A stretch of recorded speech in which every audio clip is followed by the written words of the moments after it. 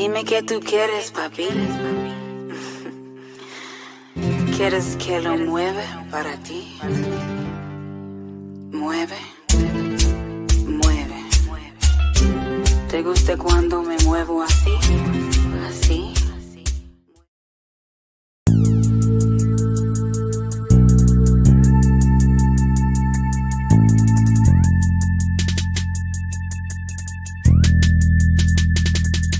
Thank you, God, for this day we have lived, everything in our life, our health, our family, the guidance you have given us, allow us guidance to the path of righteousness. Amen. Really, I'ma get that bitch. Revenge is a dish best served cold. She took my son, now my soul is cold. He took my daddy, now my soul is old. Yeah. Just woke up.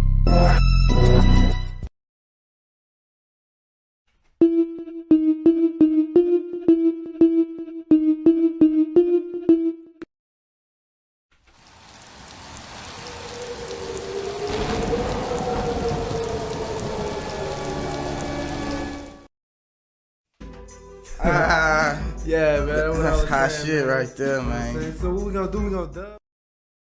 King Chaka ENT. Y'all can check out the music on Spotify, Apple, and other services.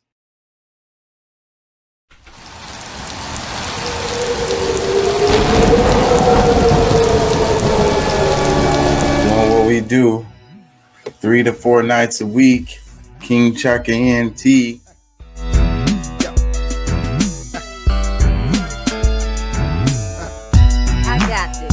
From the she starts seat. shooting. Ow! That dude was like, ow. What was that? Outside the car, That nigga deputies' got body popped. cameras capturing the bullets flying through the air. We got shots fired couldn't up have been here. a straight We need shot. It had backup to be- immediately. Start Are you- EMS. Start EMS. What We got a the fuck? civilian. We got a civilian hit. The deputy. Looks like we got us another hit.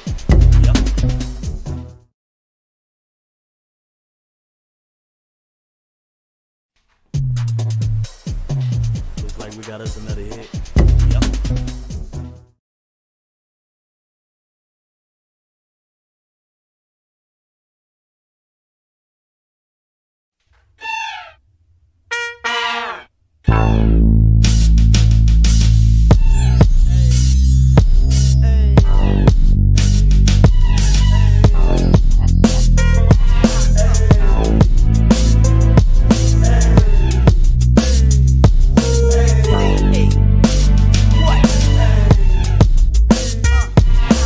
Hitting niggas in they fucking head with a crack. Bustin', I'm bustin' back with the gat that spits venom. Hitting niggas in they head with a crack. Bustin', I'm bustin' back with the gat that spits venom. Hitting niggas in they head with a crack. Bustin', I'm bustin' back with the gat that spits venom. Hitting niggas in they head with a crack.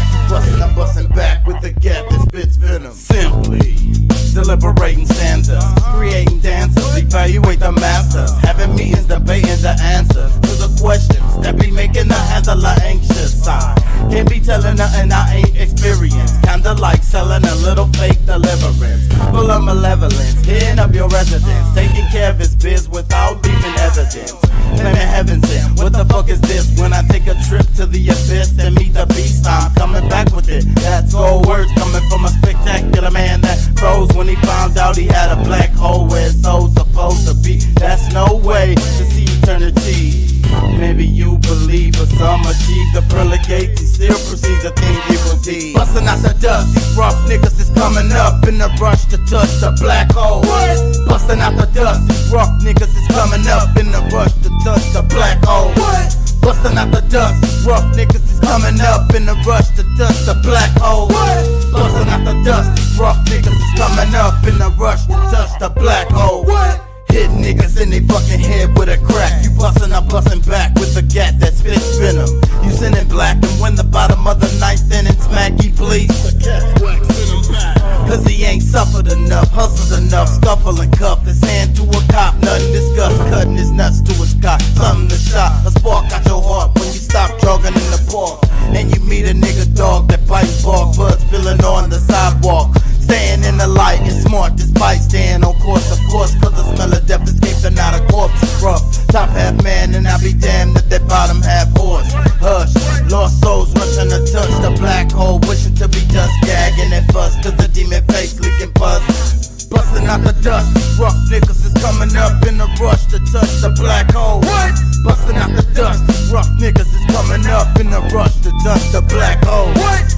Bustin' out the dust, these rough niggas is coming up in the rush to touch the black hole. Bustin' out the dust, these rough niggas is coming up in the rush to touch the black hole. What can I say? Lay in my bed at night like it's a grave. Listen to the voices in my mind misbehave. Best to be glad that my mind is awake.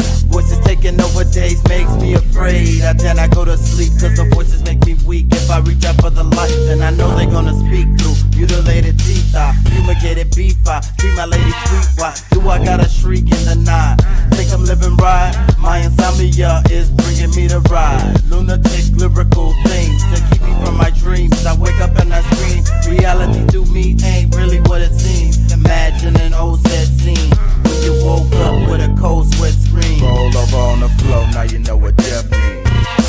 Bustin' out the dust, these rough niggas is coming up in a rush to touch the black hole. Bustin' out the dust, these rough niggas is coming up in a rush to touch the black hole.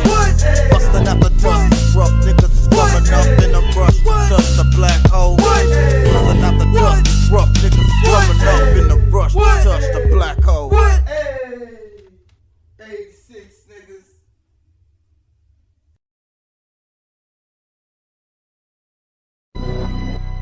Yeah. Woke up.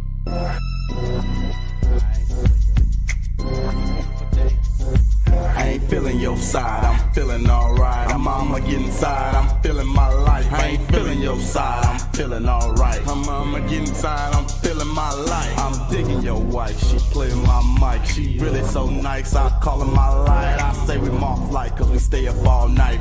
Bet you ain't know she to take it all tight. Tell her, bend it over, let me take a small bite. Been waiting since October, see that ass fall right. Looking around the room, see past 4 eyes. And adrenaline feeling like a NASCAR ride. When the people ask about this, your ass gon' lie. Cause the truth is you did what you do in your life. Can't nobody tell you what to do with your life. Girl, gon' turn it over cause I know what you like. It's hard in the color of the asphalt, right? Just lay back and wonder what the past was like. While you looking at your panties ripped in half, that's right. While you looking at your panties ripped in half, that's right. I ain't feeling your side, I ain't feeling your side. I'm feeling alright, I'm feeling alright. I'ma get inside, I'm feeling my life. I'ma get inside, I'm feeling my life. I ain't feeling your side, I ain't feeling your side. I'm feeling alright, I'm feeling alright.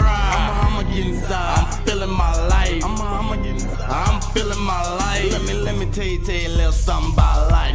Win, lose or draw, I'm still taking your life. I mean, if you ever wanna fucking come in my sight, you scream like you never screamed in your life. Flip it on over, gon' do it like this. Not riding with a soldier, then you ride against it. Looking from the other side, make your stomach get sick. Every person scheming, thinking he the one to get rich. Ever sit and really think what you would do with one wish? And if you knew afterward, you'd be sleeping with fish. Style will be done, here we come.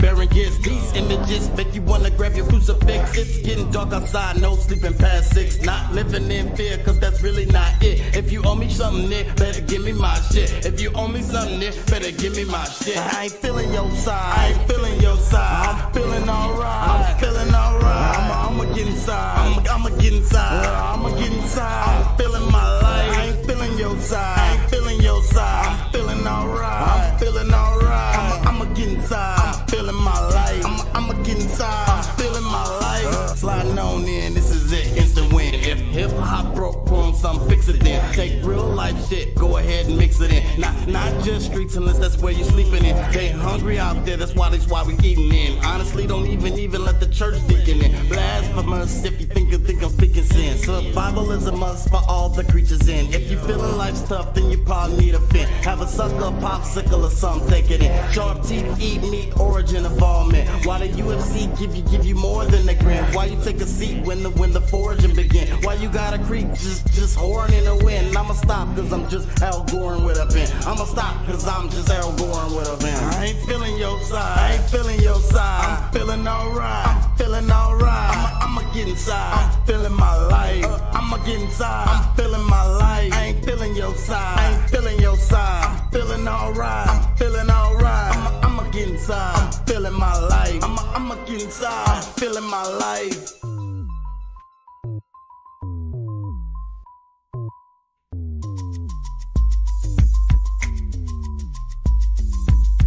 Hitting niggas in they fucking head with a crack. You bustin', I'm bustin' back with a gat that spits venom. Hitting niggas in they fucking head with a crack. You bustin'. bustin', I'm bustin' back with the gas that spits venom. Hitting niggas in their fucking head with the crack. You bustin', I'm bustin' back with the gas that spits venom. Hitting niggas in their fucking head with the crack. You bustin', I'm bustin' back with the gas that spits venom. You sending black, and when the bottom of the knife in the smack, you bleeds the cat's waxing them back. Waxing them.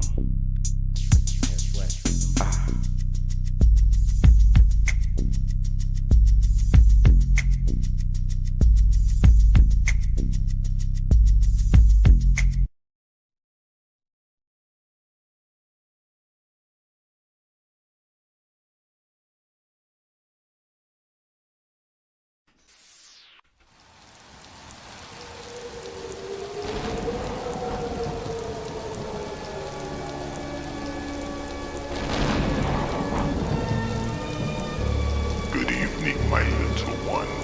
I shall make you psychotic. Mommy, what does psychotic mean?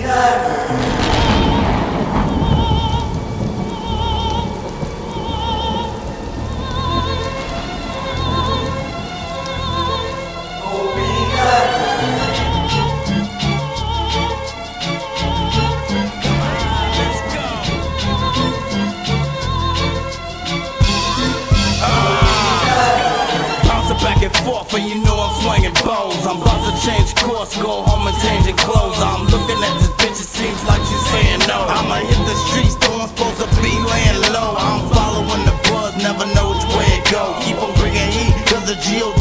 say it so. Sailing on the beat, so you can't chop and play it so.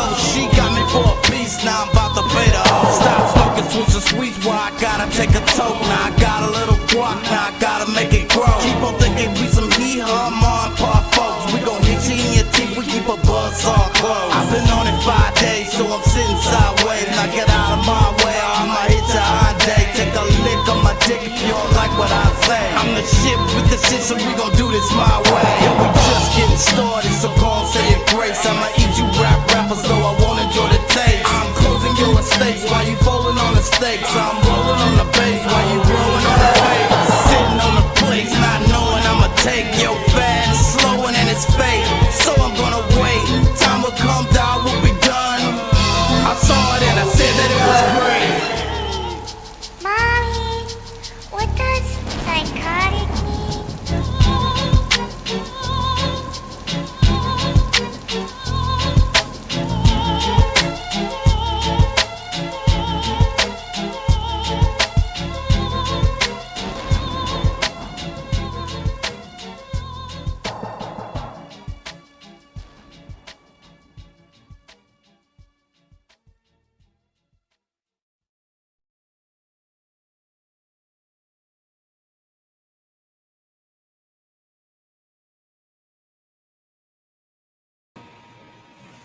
Hey, how y'all doing out there? How y'all feel? Remember, we want you to be an activist. Don't take our word for it. Look that mess up. Please. Thank you, God, for this day we have lived, everything in our life, our health, our family, the guidance you have given us. Allow us guidance to the path of righteousness. Amen. Yeah, man. It's a lot to talk about. No, I think I got some background noise. I might have to do something about that. Does this have sound? She said, so after all the Africans y'all threw in the ocean, y'all surprised the mermaid is black? Ooh. Oh no. Yeah, it's been a lot of talk on the internet. People are really upset about The Little Mermaid, the movie that they came out with, because the Ariel is brown skinned. It's pretty silly. Let me read this. It says the same folks that will force a child to bear a child will be the first people to call her a welfare mom 9 months later. Remember, in November. You know, I think that this whole thing, they're always doing that. It's so manipulative the way the politics is, as far as making you choose. Like, they're already setting this up, and like the whole thing, everything that's happening is setting that up so they can say this or they can say that, this side or that side. but it's so freaking manipulative, and we fall for it every time. Anyways, I think I want to play. Tell me who you are this time. Last time you didn't. Oh, that was you? That was me. This is citation for driving on suspended license, okay? Yes, and I'm paying on that last one. Okay. Yeah. Just sit right here. Why is he running? He doesn't even have the warrant. Hey, Curtis! What's his name again? Robert, you're good, bud. No warrant, Robert. Ah, jeez. Drop it. But that's math, ain't it? How stupid, dude. And Miss Curtis. It's like he just gets out the car. Oh, that was you? That was me. And just starts running. This is citation for driving on suspended license. And they're like, And I'm paying on that why are you running? Okay. Why is he running? Just sit right here. Why is he running? He doesn't even have the warrant. Hey, Curtis! Curtis! What's his name again? What's his name again? Robert! Robert. You're good, bud! You good, bud? No warrant, Robert! No warrant. Ah, jeez. That is hilarious to me.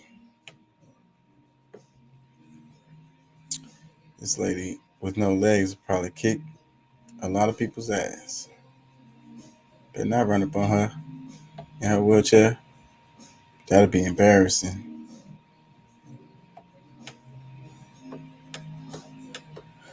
How y'all feel? How y'all feel? Y'all feel good?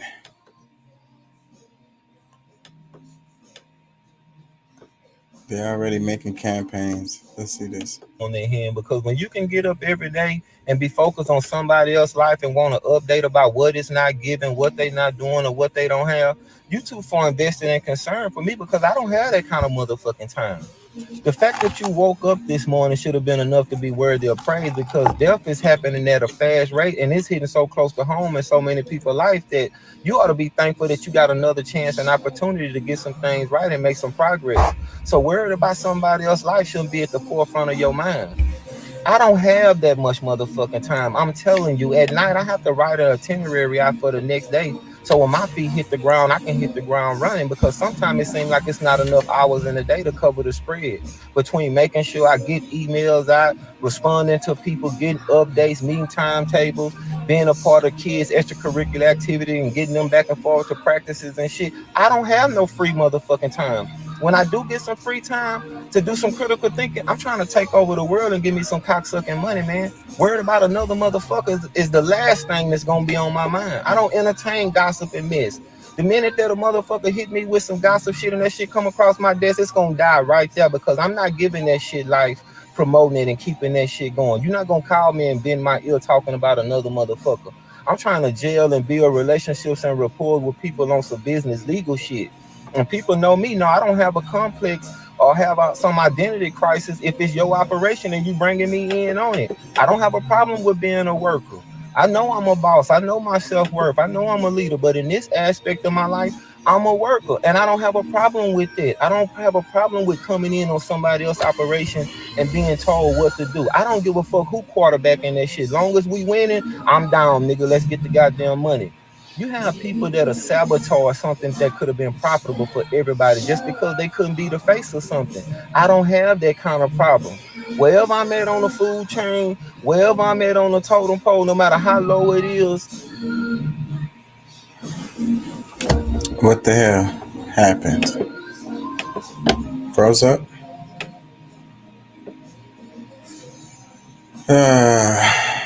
Patagonian founder donates entire company worth $3 billion to fight climate crisis. The earth is flat. And that PSA to everyone out there. I'm speaking for myself, but I'm probably speaking for a large majority of other officers out there. If we're driving on the freeway in our police car, get the out of the way. Get the out of the way. If you merge and we follow behind you and we merge too, you're probably in trouble. The best way to find that out is get the out of the way. I can go 90 miles an hour. You can't. You can't do that. So get the out of the way. If us officers stay behind you long enough, we can find a reason to pull you over. So you might as well get the out of the way. Super simple. That's all. You're welcome. Yeah. PSA to everyone out there. Y'all better get out of her way. Man, I got this background and it's kind of scaring me a bit with the freaking copyright. So I want to play some Democracy Now! And come back. Give me a second. The railway thing is interesting as hell too. And fucking Jimmy Dore about the Ukraine, but I want to wait on that.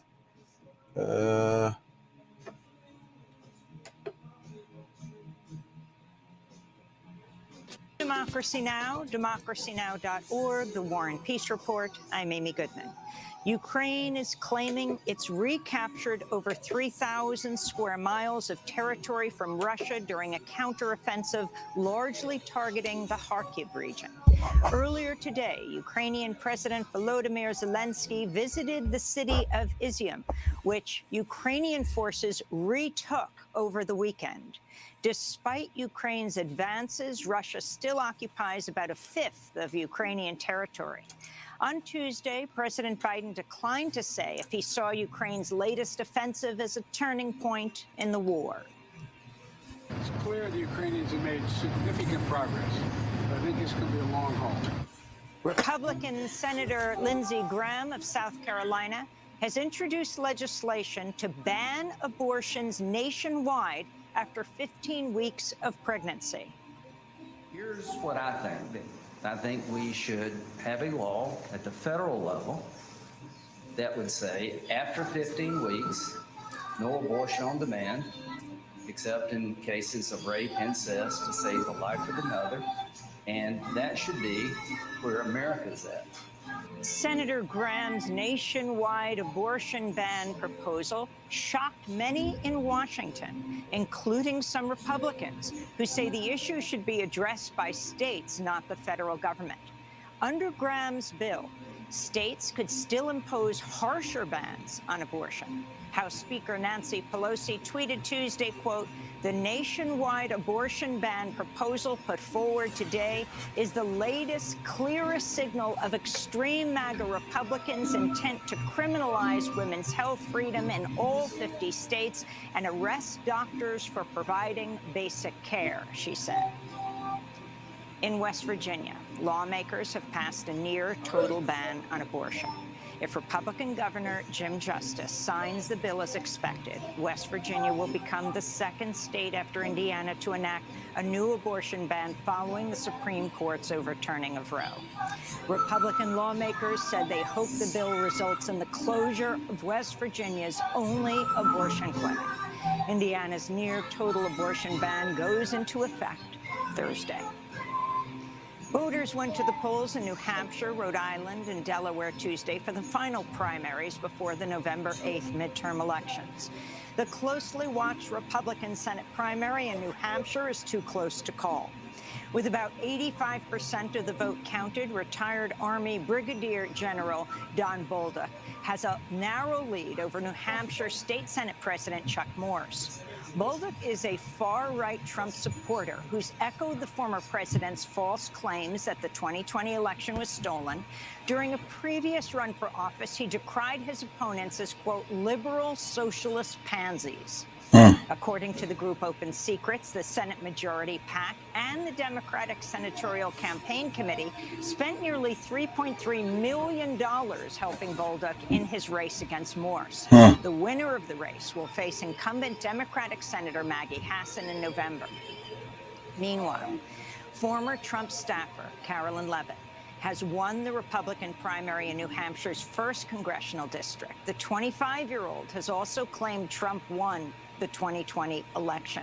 She defeated another former Trump aide, Matt Mowers, who had been endorsed by prominent Republicans, including House Minority Leader Kevin McCarthy. According to the website 538.com, there were about 200 Republicans on the ballot in November who have fully denied the legitimacy of the 2020 election. On Capitol Hill, Democrat Mary Peltola has been sworn in as Alaska's new representative in Congress after she beat Sarah Palin in a special election last month. Peltola, who is Yupik, is the first Alaska native to serve in Congress. It is the honor of my life to represent Alaska, a place my elders and ancestors have called home for thousands of years, where to this day many people in my community carry forward our traditions of hunting and fishing. I am humbled and deeply honored to be the first Alaska Native elected to this body, the first woman to hold Alaska's House seat. But to be clear, I'm here to represent all Alaskans. Peltola won in a ranked choice election. In other news from Capitol Hill, a new investigation by the New York Times has found at least 97 current members of Congress or their close family members have bought or sold stock or other investments that intersected with their legislative committee work. That sounds like corruption. By the New York Times involves House Democrat Alan Lowenthal of California, who serves on the House Transportation Committee. In 2020, his wife sold shares of Boeing one day before the committee released a damning report about problems with Boeing 737 MAX jet. What a coinky dink. In London, thousands of people are lining the streets to watch a procession carrying the casket of Queen Elizabeth II from Buckingham Palace to Westminster Hall, where her body will lie in state until her state funeral on Monday.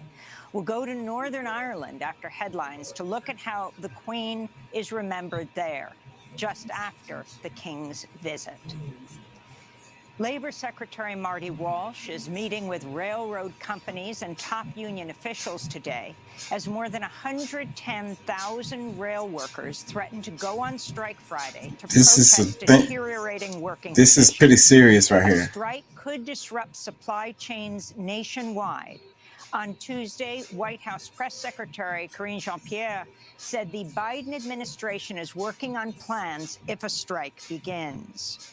We are working with other modes of transportation, including the shippers and truckers, air freight, to see how they can step in and keep goods moving in case of this rail shutdown.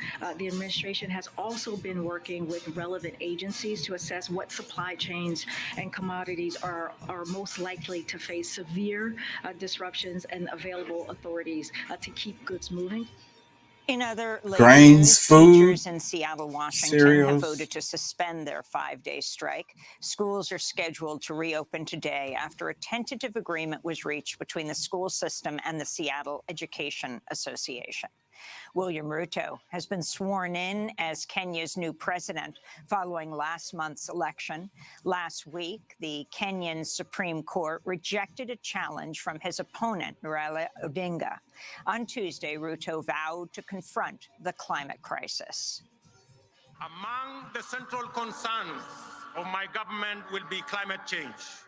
In our country, women and men, young people, farmers, workers, and local communities suffer the consequences of climate emergency. It is not too late to respond. To tackle this threat, we must act urgently to keep global heating levels below the 1.5 Celsius, help those in need, and end addiction to fossil fuels. Why it sound like that was the first time him seeing those words? How much you want to bet those were not his words? They're like, hey, say this, bro. Say this right here. It wasn't even the speechwriter. It was somebody else. That's puppets. The death toll has topped 1,400 from catastrophic flooding that's left a third of the country underwater and devastating key agricultural areas. Authorities now say it could take 6 months for the water to recede in some areas, more rains forecast in parts of Pakistan. Authorities are also racing to protect a key power plant in the north of Karachi that provides power to millions of people. Patients and makeshift hospitals say they're getting sick from a lack of drinkable water. Floods inundated our homes and we came down here. The water, which is supplied through the water tanker here, is not clean. The children are falling sick by drinking this water. They suffer from cold, cough, and skin problems. There are no good arrangements for drinking water here. Twitter's former security chief testified before Congress Tuesday and warned of major security flaws on the social media platform. Peter Mudge-Zadko told lawmakers that China and India had agents working inside Twitter and that the company's security protocols were inadequate. What I discovered when I joined Twitter was that this enormously influential company was over a decade behind industry security standards. Like I'm calling bullshit. And reading between the lines, it's like more security. So like that means they don't have as much control over it, right? Is that what they're saying? Like I guess there's some unsafe things on Twitter or whatever, but it sounds like what they're saying, we don't have as much control over Twitter as we do these other ones. So like, you know, that's not cool. We need to get them up to the industry standard. The company's cybersecurity failures make it vulnerable to exploitation, causing real harm to real people. And when exploitation by who? An influential media platform can be compromised by teenagers, thieves, and spies, and the company repeatedly creates security problems on their own. This is a big deal for all of us. The right-wing conspiracy theorist Alex Jones is on trial again, this time in Connecticut, for claiming the 2012 Sandy Hook mass shooting was a hoax. Last month, a jury in Texas ordered Jones to pay nearly $50 million to a Sandy Hook family. Now a jury is hearing a case brought by 13 family members of victims and an FBI agent who accused Jones of defamation.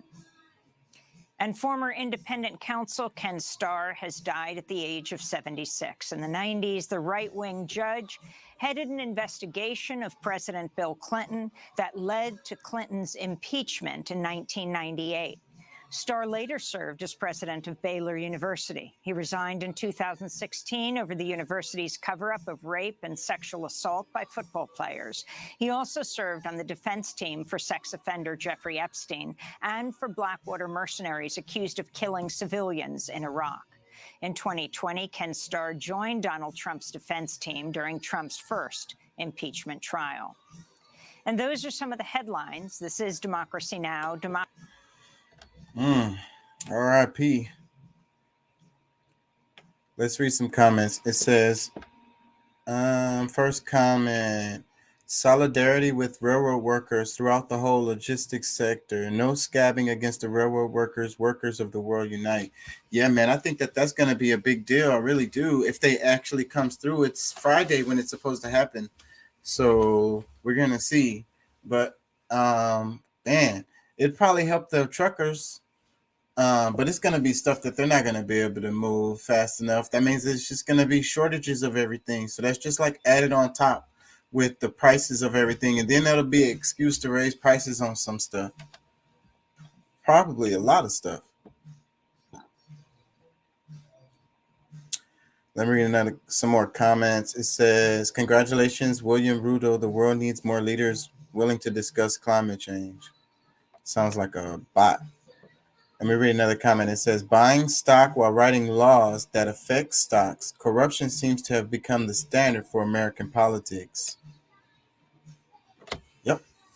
It says, no member of Congress, their family members, their staff, or their family members should be able to trade stocks. They are privately to insider information and should be charged like any other regular person who abuses insider information, no matter their party affiliation. They're doing it right in front of y'all's face, flipping that cash. Another comment, it says, as a UK-US dual national, I support striking railway workers in both the UK and the USA. They're really screwing over these people. I'm going to go to that. I got a video on that. It says, another comment, it says, the horrible treatment of railroad workers appeared to be an effort by railroad managements to force a strike so they can enact some nefarious damage to the union. No telling what the hell they're up to. And I was thinking about that. They want to just tighten the grip a little bit more. Another opportunity to tighten the grip. What's up, Deuce? How you feeling? You there? I'm gonna keep reading. It says air freight. Oh my, Amy, you and your team are clearly emerging as the greatest news source in the U.S. Keep up the good work. I think they were being sarcastic with that. I feel sarcasm. So, but yeah, it's not gonna be able to work out when you moving all of this stuff, and this is heavy stuff. So yeah, just trying to fly this stuff is not gonna work out with the prices of that shit and all of that shit. Nope, that's not gonna work. Another comment, it says, a people that elect corrupt politicians, imposters, thieves, and traitors are not victims but accomplices. George Orwell. Another comment, I am beyond happy for Mary Potola. Another one, it's not exactly a secret congressmen and women practice insider trading. How many congresspeople enter congressional service as class citizens but end up multimillionaires? What about Sean Manchin, who exclusively passed legislation to benefit him or his donors? And there's many, many, many other names. Can't be name dropping like that, player. What's up, man? How you feeling? Shit, pretty good. Ready for my 2-day break. Oh, that's what's up, man. We're almost there. Oh, you on your way back or whatever? Well, I'm waiting to do my last delivery for the week, and then we'll be heading back. We'll be heading back tomorrow morning sometime.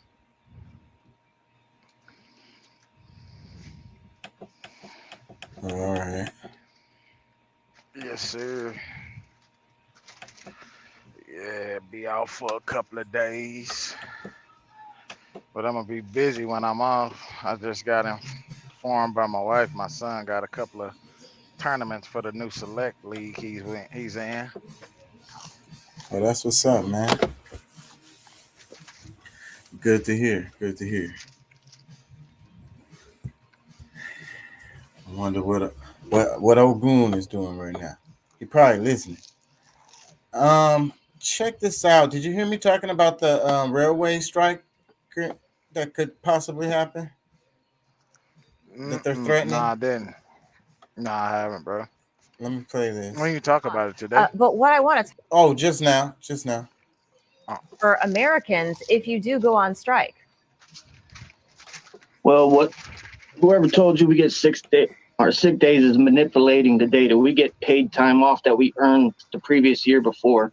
Before the new policy came about, we were allowed to take 5 days off and 2 weekend days off a month. Now we could take virtually 1 day unpaid off a month.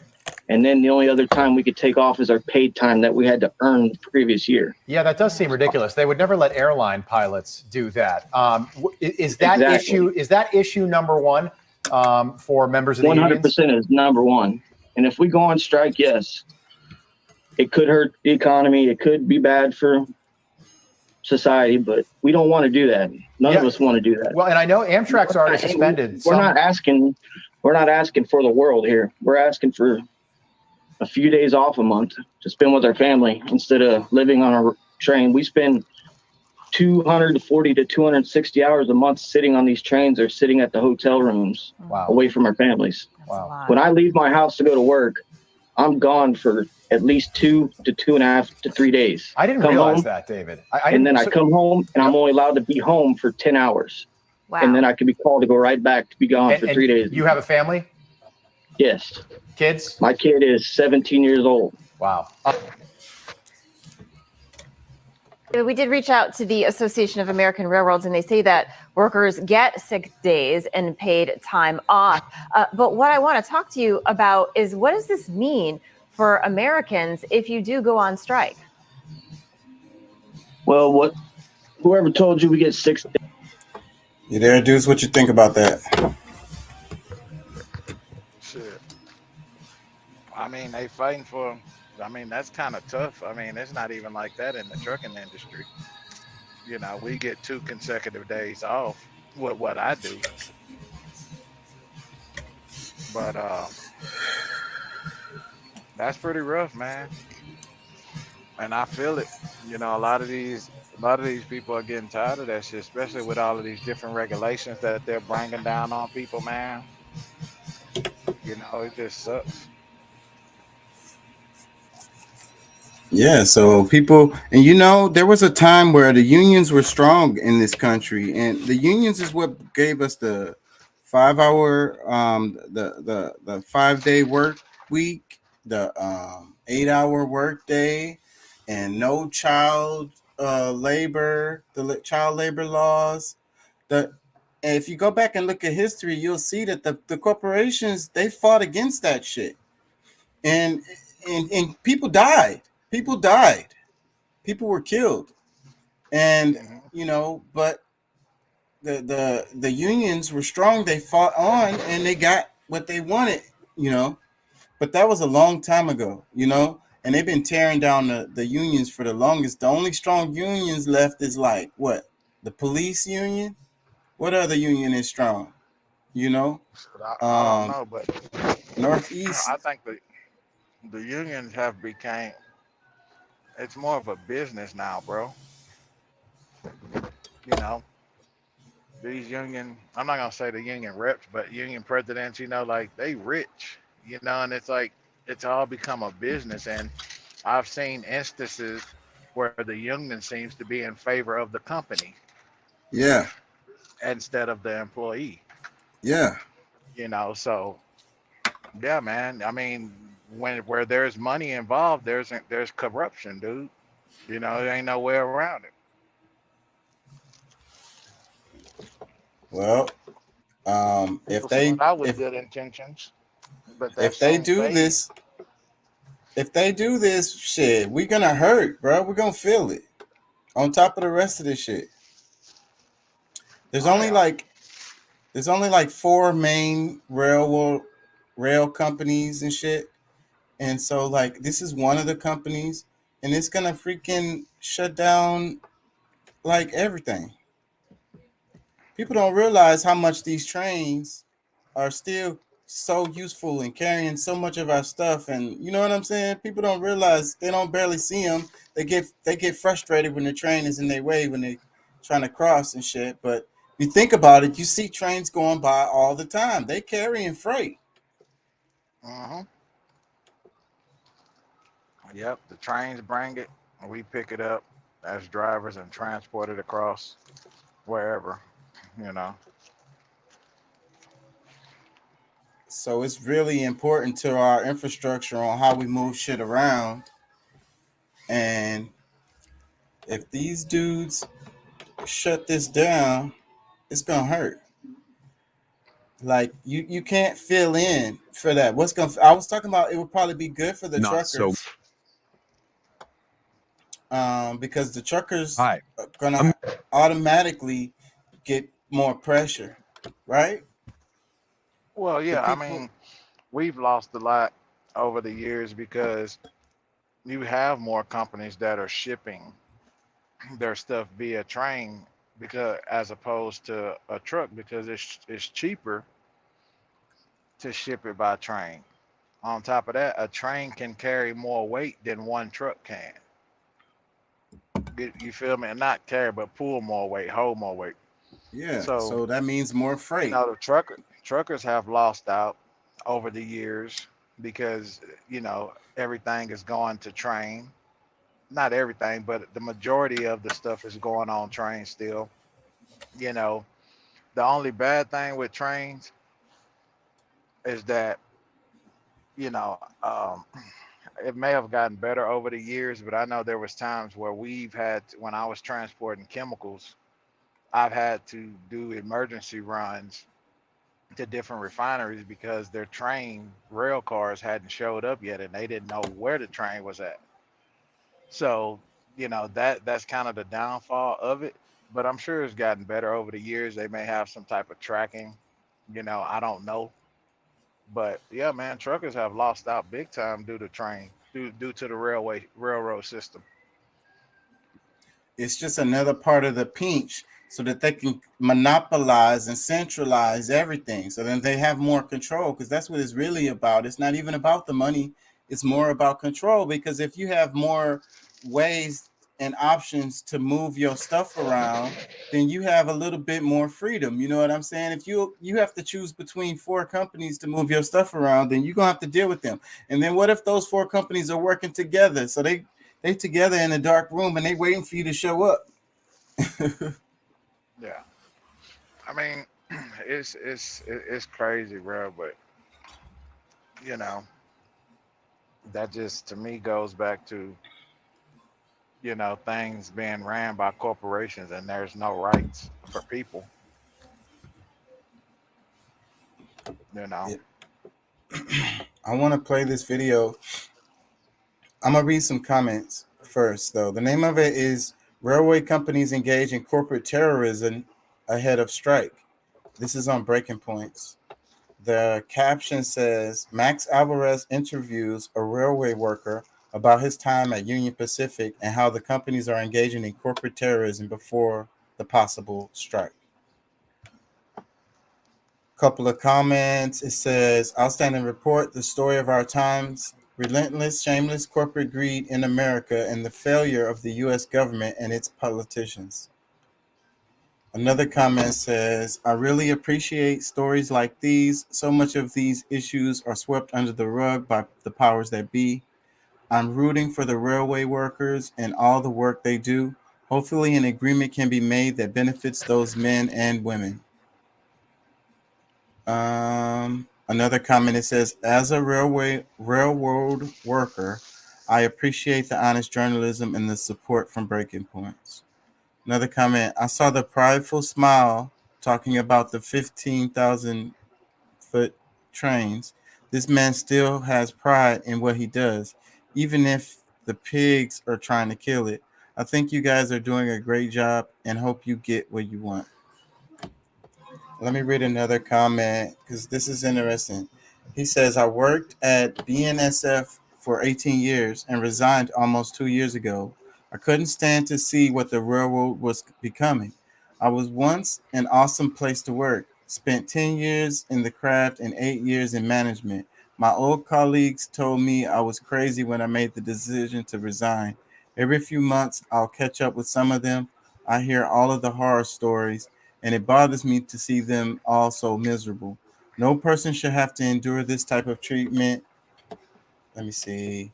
From an employer to support their family. I sincerely hope those hardworking railroaders are awarded a fair contract. And I can assure you that a lot of first line to mid-level managers feel the same way. If they are afforded the ability to strike without Congress intervening, I look forward to and will happily go out and picket with some of my old friends in a show of solidarity. Thank you, Breaking Points, for team for covering this story. It's crazy how Congress, that's how big this is. Congress may step in. That's what they were saying. Let me play some of this. Maximilian Alvarez. I'm the editor-in-chief of the Real News Network and host of the podcast Working People. And this is the Art of Class War on Breaking Points. Last time I was in the Breaking Points studio, we talked about the unbearable heat conditions that UPS workers in package cars and warehouses have been enduring on the job. Part 2 of that segment, where we'll look more at heat as a workplace hazard impacting workers across many industries, is still coming. But we're pushing that back just a little bit more to bring you this special edition of the Art of Class War to talk about the crisis on the country's freight railroads as we count down to a potential national rail shutdown this Friday, September 16th. If you follow our work at the Real News Network, then you know that for the past 8 months, journalist Mel Buer and I have been extensively covering the ways that corporate greed has wrecked the freight rail industry, the supply chain, and freight rail workers themselves. And, you know, Breaking Points is one of the few other outlets that have actually covered this story regularly.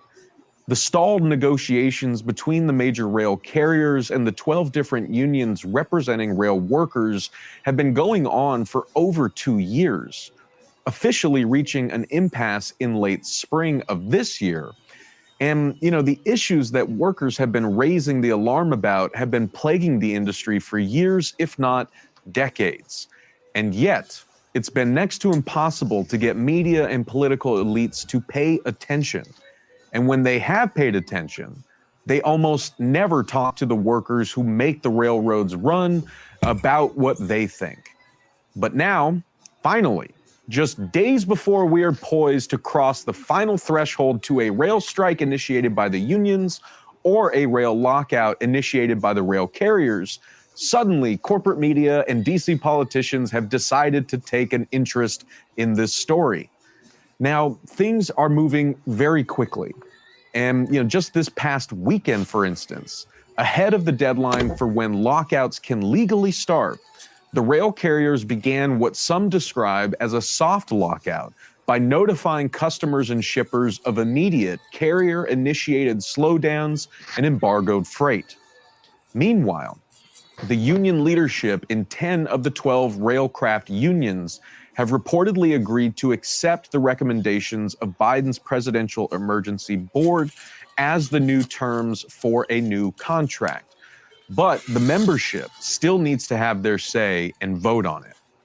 Now, the two unions standing their ground and rejecting the Presidential Emergency Board, or PEB's, recommendations, which collectively represent close to 60,000 engineers and conductors and trainmen, are the Brotherhood of Locomotive Engineers and Trainmen, Teamsters Rail Conference, or the BLET, and the Transportation Division of the Sheet Metal, Air, Rail, and Transportation Workers, or SMART-TD.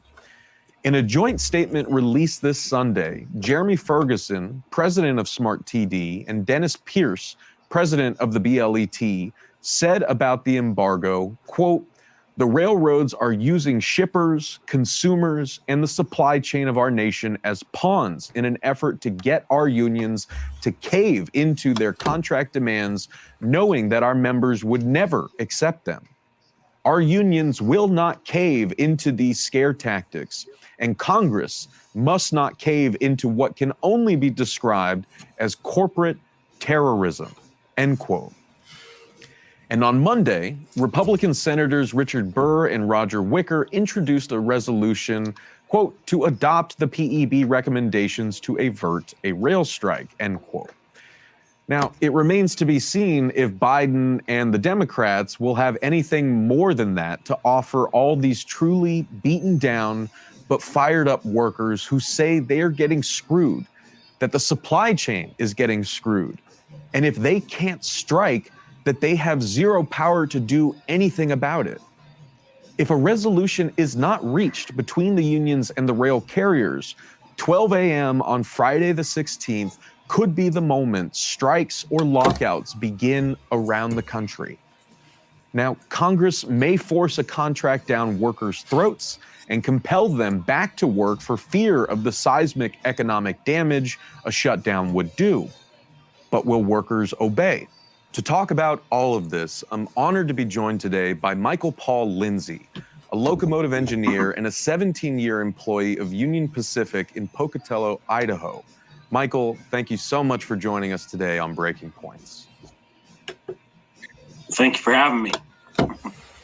So I really appreciate it, man. I know there is a lot going on, both in your work life and, in the broader, crisis that the railroad industry is in right now. And so before we really sort of dig into the moment that we're at right now, approaching the threshold of a strike or a lockout, let's start by quickly getting to know more about you. So I was wondering if you could tell folks a little bit about how long you've been working on the railroads, what kind of work that you do, and, for those who are just now learning about the crisis that has led us to this point, talk about what your, typical quote unquote work week looks like. Okay. I've been an employee of the railroad for about 17 years. I'm a locomotive engineer. So I work out of Pocatello. So I take trains from Pocatello to Green River, Wyoming, and also west to Nampa, Idaho. And that's usually, these are trains going from Chicago to Portland, Chicago to Seattle, places like that. So I've worked around the country in other places as well, but that's been my primary home base for most of my career. A typical work week for us, more like work in general, the whole year, would be being available for call. And you're available for call, and whenever your spot's up to be called, they call you. And it doesn't matter whether it's 6 in the morning or 1 a.m. or noon. It doesn't really matter. You get called, you take your call, and you go down there and you perform your assignment. You take your train over the road, or you work in the yard, or you work a local. You don't really know day to day what you're doing exactly. But usually when you go out of town, we're gone for up to 48 hours at a time. We'll take a train across, and it might take 12. We might be on duty 12, 13, 14 hours by the time we actually get to the end of our shift and get relieved and get a van back to wherever we're going to be. And then we go to a hotel, and then we're in a hotel for 16, 18, 20 hours, sometimes more. And then we take a train back the other direction. And there's a lot of downtime in between shifts where we're not getting compensated, which that's time that we're not getting compensated for. So that needs to be taken into account on our rate of pay. And then also there's a lot of away from home meal expenses because we're stuck away from town, eating out, eating away from home. We don't have an alternative. And unfortunately, our meal allowances have not gone up since 1993. So as an engineer for Union Pacific, I'm still making $12 on my non-taxable meal allowance. Meanwhile, the IRS says that $60 per day is the acceptable amount, and we're still making $12. And that goes into these contract negotiations and how they did not they did not address that in any way. That was not one of the things that were included in the contract. Right, and we're gonna talk a bit about the contract negotiations, such that they are, and the shortcomings of President Biden's Presidential Emergency Board, which, as you alluded to, did not really address any of the quality of life and workplace safety issues that railroaders like yourself have been screaming about for many years. So we're going to talk about that, but I want. And Biden being inept. What else is new? I want to read some more comments, and I'm gonna come back to the video because I don't want to kill y'all with this.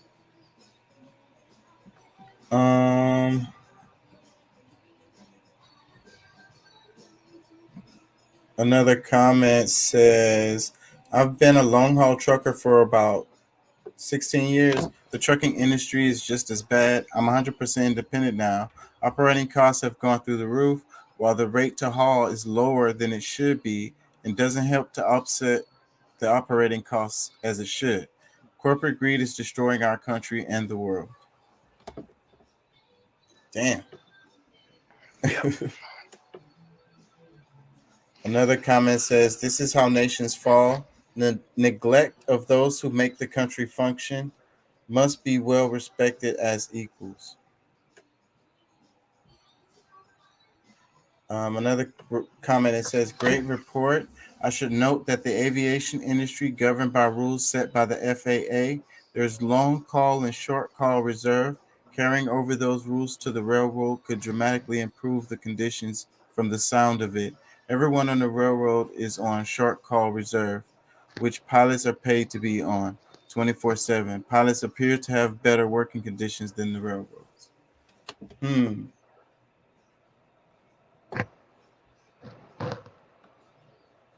Yeah, so what do you think about it? Dudes freaking they're like going all the time and maybe get 10 hours and then they back on again. And most of it is freaking in between time and shit that they're not even getting paid for. And they're away from their families and shit. Yeah. Well, like I say, man, you know, and I'm not trying to make it seem like that sucks for them, you know, but the trucking industry has been that way for the longest time too, bro. Like the people have had to fight, you know, while you're sitting there waiting on the load, or you know, are you sitting there in the dock door waiting to either get loaded or unloaded? You're sitting there and this customer is wasting your time and you're not being compensated for it. You know, Yeah. that's just like when I was an over the road truck driver hauling just general freight. Man, there was times I may sit 2, 3 days, 4 days, and I wasn't getting paid for that because I was getting paid strictly off of mileage.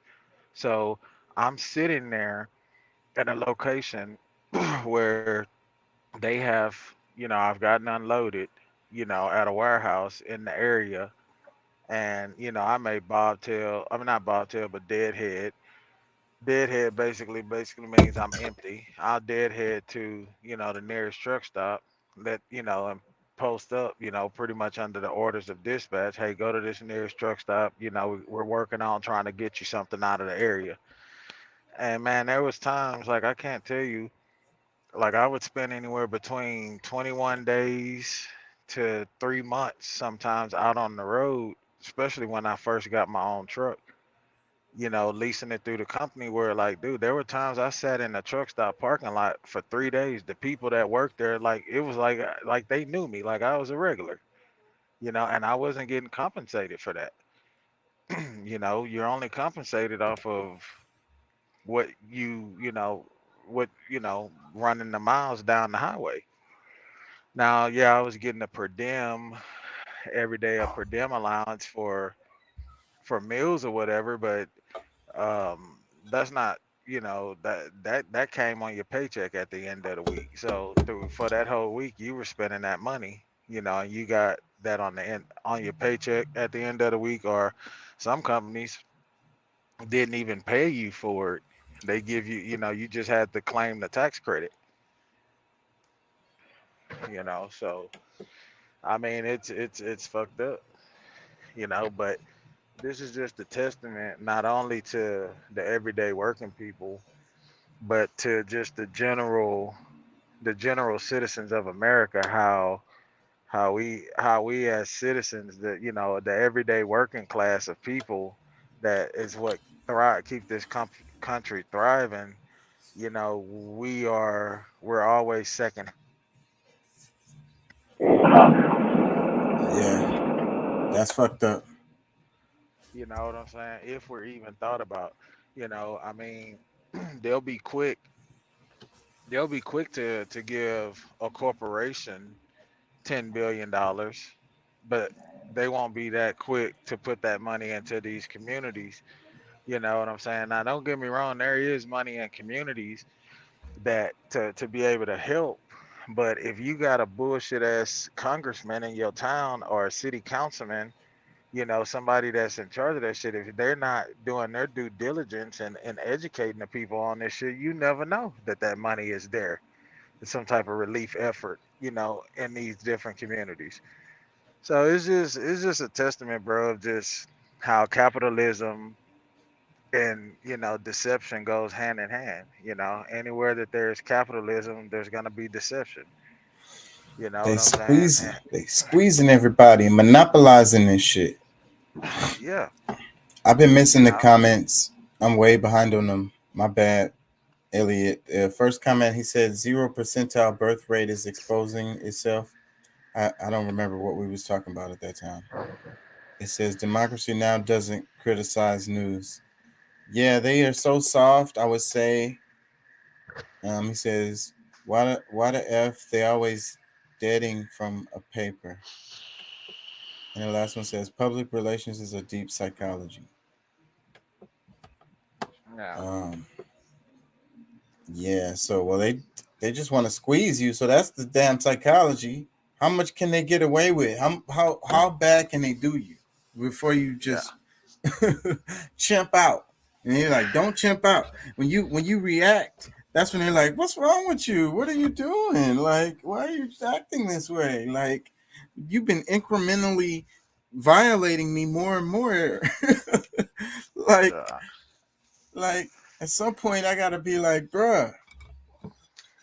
hmm It's like I say, bro. Like it's just the shit is not fair across the board. You know, it's not fair for the everyday working person, man. And you have to, you know, I mean, I don't know. It's just one of them things, bro. Like where we talk about ownership all the time, but you know, what do you say to that person that have no idea, is uneducated, have no, you know, don't even have the resources? They're just trying to fucking survive. Their credit is shot. They're living paycheck to paycheck, trying to provide for their family. How can you preach ownership to them? You know what I'm saying? When they don't, they're barely getting by. You, you know what I'm saying? Or they got a not so good criminal record, then people say, well, that was their choice. Okay, well, if I have a criminal record, a felony, and I serve 5, 10 years in prison, I've did my debt to society. Why is this fucking label that trying, you know, basically defining who I am as a human being? That doesn't define me as a human being. Like I've changed my life around. I pay my debt to society. I'm trying to get a decent job. I have a skill, but you guys want to employ me because I have a felony, because your insurance company will not insure a felon. Why? Why is that? You know, so it's just, it's a vicious cycle, bro. And, you know, I commend the people that stick in it and fight, bro, to make a difference in their lives. You know what I'm saying? Because it's rough, man. A lot of people are losing.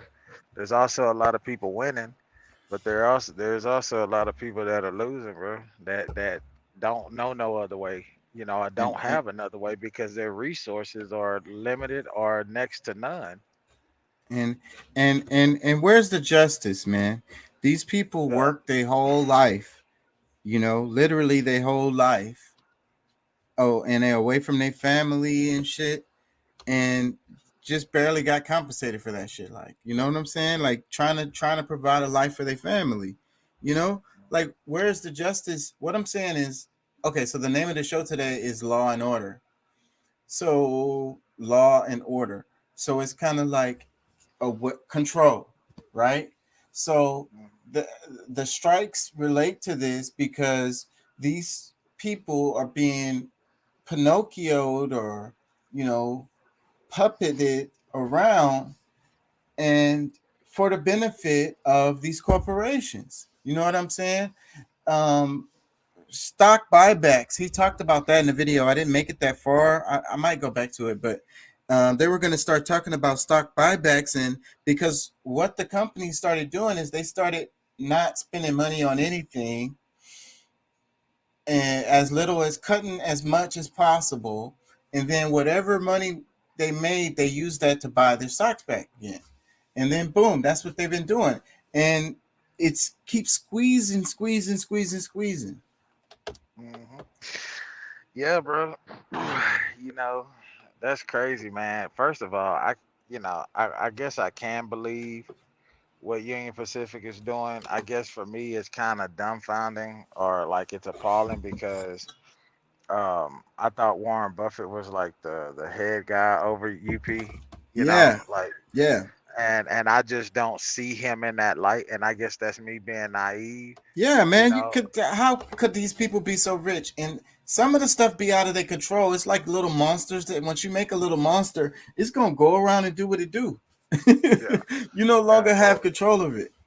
Yeah, and then we also have to remember too, like they put people in place to run their corporation, but at the end of the day, I mean, you still should know what's going down, what policies and things that are being changed within your company that's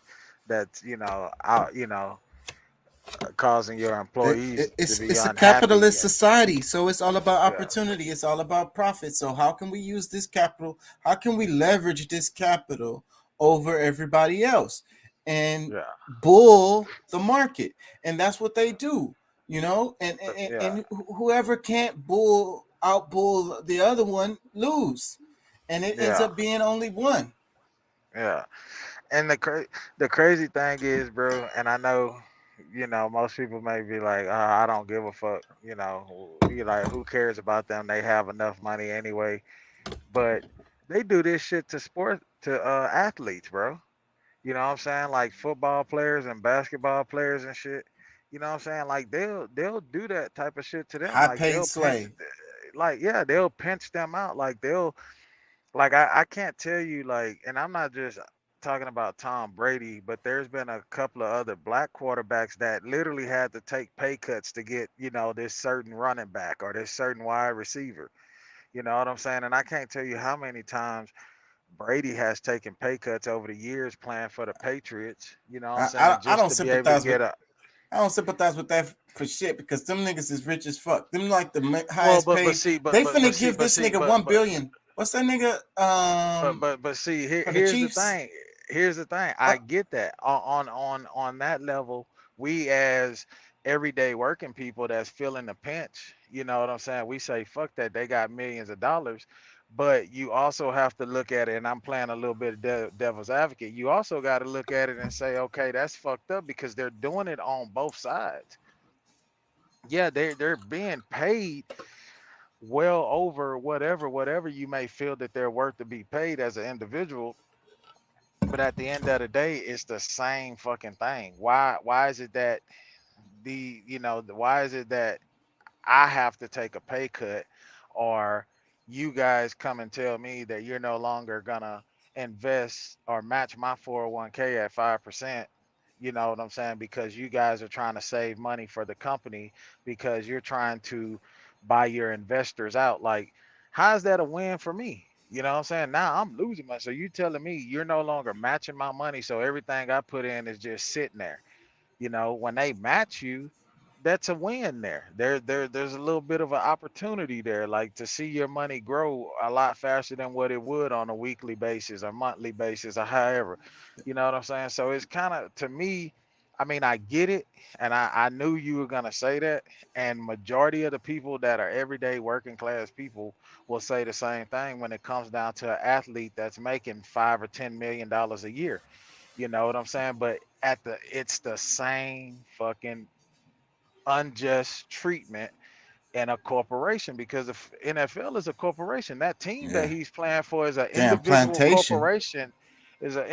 corporation, of the NFL association or the NBA association. So this player is basically an employee, that's under a contract. So because LeBron James may say he won't, I don't know, Steph Curry to come play on the Lakers because he feel like that'll give them the opportune chance to win the next 4 championships. Well, the owners of the Lakers may say, okay, well, we can do that, but we need to cut your salary. Like, instead of giving you this $100 million contract, we need to revisit. We're gonna give you 60. We're gonna take 40 million off top, give you 60, and get that other 40 to Curry. Like, bro, Shit, I still don't sympathize. no, uh, I mean, it's a lot of money, and that's why I say most everyday people like us, we're gonna think that way because we're looking at, well, fuck, nigga, you still getting 60 million, you still winning. But at the end of the day, it does not make it right. You feel me? right. Because I it's the get you. same bullshit that they're doing to us, I agree. enslaving us by working for low wages and getting taxed on every fucking thing. They're doing the same thing to them. But to us, we like, oh, I don't give a fuck because this nigga making 10 million a year. Yeah. You know what I'm saying? And And we're only making 100 a year. And out of that 100, I'm only seeing 75 to my house. That's how we, but it's the same fucking injustice, bro. Like unfair and treatment, the corporate greed, you know what I'm saying? Like unfair. It's enslaving motherfuckers. the rich get richer and the poor stay poor. Freaking the king, after the queen passed, is King Charles III or whatever. They was talking about the inheritance and how much it is, it changes over and all of this stuff. And it's like they don't pay no tax. They exempt from it, you know. That's crazy, right? They were talking Yeah. about that, and it's like, because you're talking about the taxes, and that's another part of how they're pressing on everyone. But then you have certain people that's exempt, right? So you got these corporations that are exempt from paying most of their taxes. Really rich people don't pay no taxes, and the royalty don't pay no taxes. Mm-hmm. The rest of us just getting it up the Yeah. wazoo. And the royalty, the royal family don't pay taxes, but everything they got, they fucking stole. Look at how they did Africa and Kenyans, and like how they did them back in the day, and how that chief, how he ended up getting killed because he refused to bow before a fucking white bitch queen. She's Like, walking around. They was talking about the diamond that was in her crown that they literally stole from like Kenya. yeah, they stole that shit, and Kenya is asking for that shit back. I don't know if you saw that news Yeah, report come out. yeah, I They're saw asking that. for that fucking crown back. They want that diamond or whatever it is, the stone that's in it, because that's ours. Can y'all? She died. She dead now. Can y'all just give us our shit back? Yeah. Everybody know y'all took it. It's okay. Can you just give it back? Yeah. Like these motherfuckers, every news channel. Oh, in the awakening of the king's and the queen's death, we have more details. Like, man, I don't want to hear this bullshit on the news, man. Cut that shit. I don't give a fuck about that motherfucker. There's a Motherfuckers got song. killed. There's a song. It says, "The king is dead. Long live the new king." Wait, yeah, long live the new king. And Bro, the I shit. always, they say "Long live the king," and it's always like I didn't get it before, but now like the sarcasm, it's like "Long live the king." That may not mean "Long live the king" necessarily, that because the king be getting his head chopped off, Mm-hmm. Yeah. But the crazy thing too, bro, like I don't know how true this is. Like really haven't had the opportunity to look this shit up, but I heard that like the queen could commit a crime and she can't be arrested. Like when her and her husband went to Canada and them kids that they were out there with came up missing, never returned home and shit, like they didn't get in trouble. They didn't investigate them for that shit, bro. So I believe it's some truth to that shit. Like the queen, like, cause above the like, bro, law, yeah, above yeah, the they law. above the law type shit, bro. Like, and then you think about how many millions of people her family, and even including her, have killed. Because even after her father died, the killing still went on as they were trying to colonize Kenya. You know what I'm saying? Like, so, like, this bitch is she's a fucking war criminal, bro. Just like our last three fucking presidents of the United States were. Well, before Trump, It's or the so last much. two before Trump. Yeah. It's so much to that shit. I was just seeing that I didn't know about the Scotland. I want to say, what is it? Ireland. I might be mixing them up, bro. I do that shit all the time, but and that makes sense why they wasn't going with the Brexit thing, because they're not cool with the crown, because it was a time where they were getting oppressed and they killed people and shit like that. Yeah. I know I just chopped that all the way up. Let's move on because I just killed that. Look at this right here. It says he called 911 because his car was stuck. The cops killed him. Christian Glass, 22, called 911 to get help pushing his stuck SUV. But over the course of the next hour, Colorado police officers threatened him, tased him, shot him with beanbags, and finally shot and killed him. In body cam footage, the officers repeatedly tell him to get out, but Glass refuses and says he's terrified as they threaten to break his window. Glass can be seen holding his hands up, tells them the only way I can be safe is to stay in the car. Shortly after, the police department released statements saying he was shot while attempting to stab an officer while reaching over his seat and through a back window, but body cam footage shows him never leaving his vehicle driver's seat. Wow. Wow. Man, Oh, yeah, I think. only thing that we can hope, bro, is that these cameras continue to catch these motherfuckers, and that the powers that be will start will start, they will start receiving, what is that word, punitive or punitive punishment for the bullshit that they doing as police officers, bro. You know what I'm saying? The way that they are handling people, dude, like, You know, like to be honest with you, bro, dog, you look at a lot of the shit that you see on these videos of how police handle people. You know what I'm saying? A lot of that shit should be fucking they should be penalized for that or punished for that. You know what I'm saying? Because a lot of the shit that you see, even if they're not killing somebody, it's still an excessive use of force. You know what I'm saying? A major use of force against Yeah, somebody, you know. And the even way more that I understand law is uh, that, assault, physical yeah, assault, verbal assault, all kinds of yeah, stuff, violation of rights. exactly. That's just like, bro. Let's just say you in a gas station and a motherfucker walk up to you and push you. Okay, they push you and they catch you, you stumble. Let's say you stumble, drop all your shit, and you get up and you slap the dog piss like you slap that motherfucker. Do you know you go to jail for that? Because they're gonna say in the court of law like you didn't use the same amount of force or the same force that was used on you. And I think that's so fucked up. So you could just be standing there with your arms folded and don't want to put your hands behind your back because that's your right as an American, as a citizen, that's your right. And the cop haul off and just chin check your ass. I mean, hit your motherfucker and knock you out, and then handcuff you with your with his knee in your back. And you mean to tell me this motherfucker not gonna get punished for that? Like At that's all. fucked up. You feel me? Like if I'm standing here with my arms folded and I'm saying you telling me and I'm saying no, I'm not putting my hands behind my back. You're not. Why are you arresting me? Why am I being detained? What is your reason? And you haul off and you punch me. You know what I'm saying? Like what the fuck? So Like that's what I'm saying. it So just doesn't make sense, bro. Like this whole where's the like law? America is fucked up on this whole policing shit, bro. If there's no justice, then there's no order. You know what I'm saying? And nobody's gonna trust anything. It's like the Wild Wild West.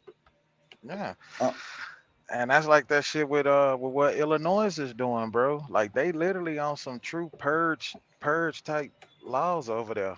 Like that's starting in January of 23. Like the shit that they like, bro. Nigga, you better get you some guns in your eyes. Learn how to shoot.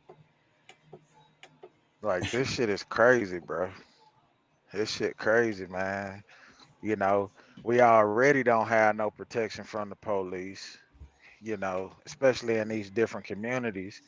And then now it really finna be fucked off. You know, I ain't saying, I mean, that's not in Texas, but I'm just saying like in somewhere like that, you know, and you know there's gonna be other states that follow. They're gonna, oh, let's see how this shit work. You know what I'm saying? And I be on some conspiracy type shit because I believe that whole bullshit that they doing is a way for them to try to kill off more black people. Oh, these niggas gonna just kill themselves off.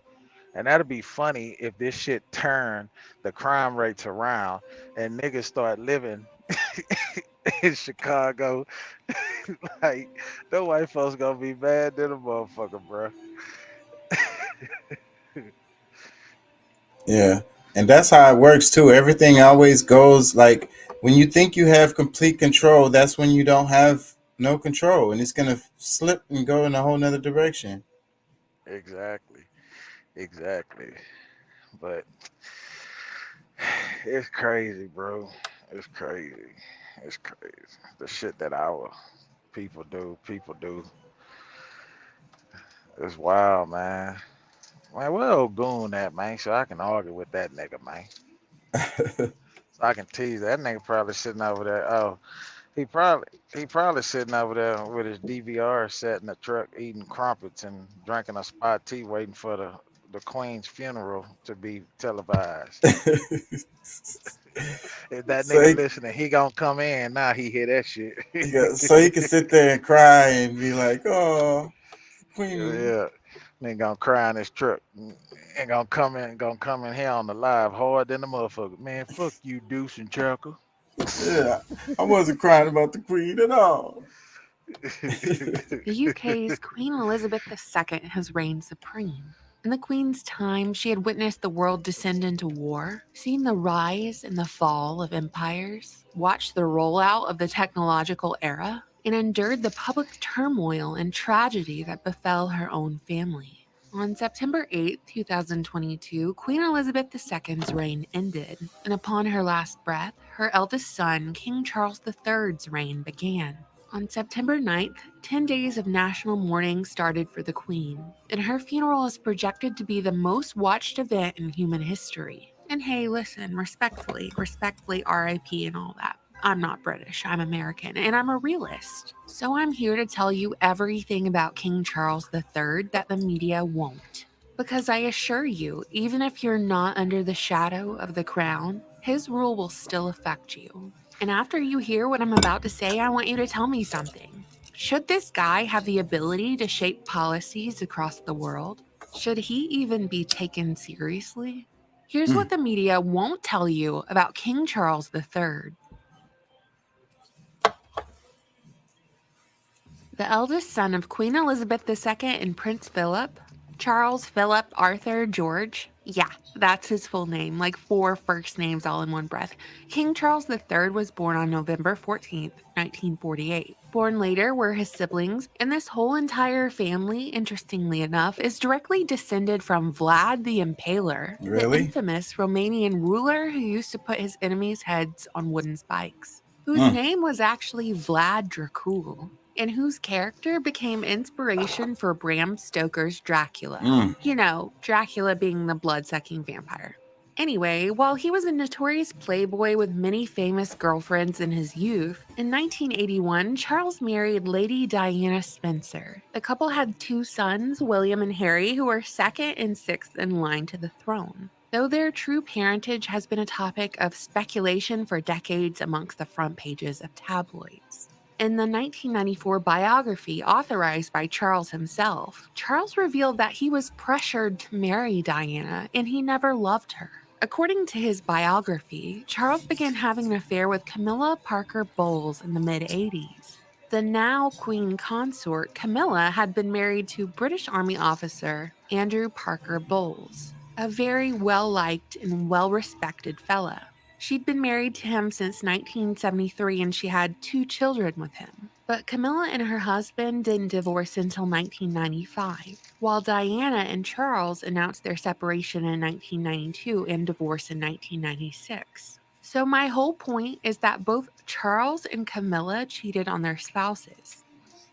Really nice, really upstanding behavior. 1 year after their divorce, Princess Diana passed away in a car crash. In a recent docuseries about the late princess, it was revealed that in meetings with her legal advisor in 1995, Princess Diana told him that reliable sources had relayed that a car accident might be staged to kill her. And according to this legal advisor's notes, Diana said that she would, quote, either end up dead or be seriously injured, end quote. On top of what she told her advisor, Princess Diana penned a letter to her former butler 10 months before her fatal Paris car crash, saying that she believed Prince Charles was planning a car accident that would leave her with serious head trauma. And this turn of events would allow Charles to marry Camilla.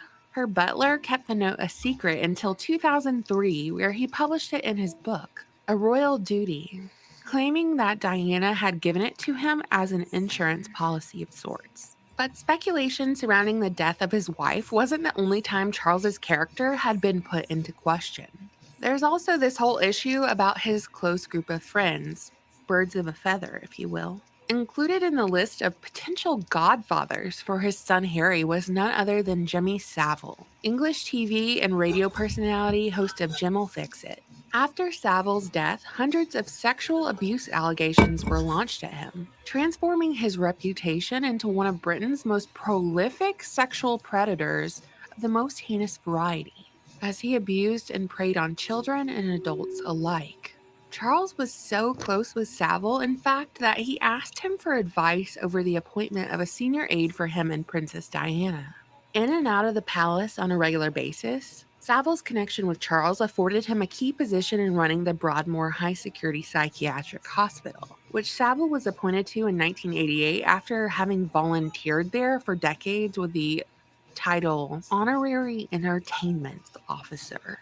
And this disgusting creature demon had his own sets of keys to multiple hospitals as well as living quarters at these hospitals. It was probably a really great arrangement for Saville. The girls he was abusing were in a mental hospital, and it's not like anyone would listen to their pleas for help anyway. He also allegedly committed sexual acts on dead bodies, and he even told several hospital workers that he made jewelry out of one man's glass eyeball. I think all children should be eaten at birth. That's for sure. How can you not know the character of someone you consider to be the godfather of your son? My mama always told me birds of a feather flock together, and rarely has that ever been disproven in my lifetime.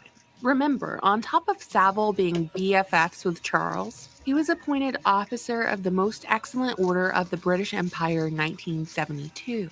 The Queen made him a Knight Bachelor for Charitable Services in 1990, and this made his official title Sir Jimmy Savile. And he was even down with the papal knighthood, down with Pope John Paul II himself, as Savile also held the title of Knight Commander of the Pontifical Equestrian Order of St. Gregory the Great. Can we forgive one instance of being associated with court jester Jimmy Savile?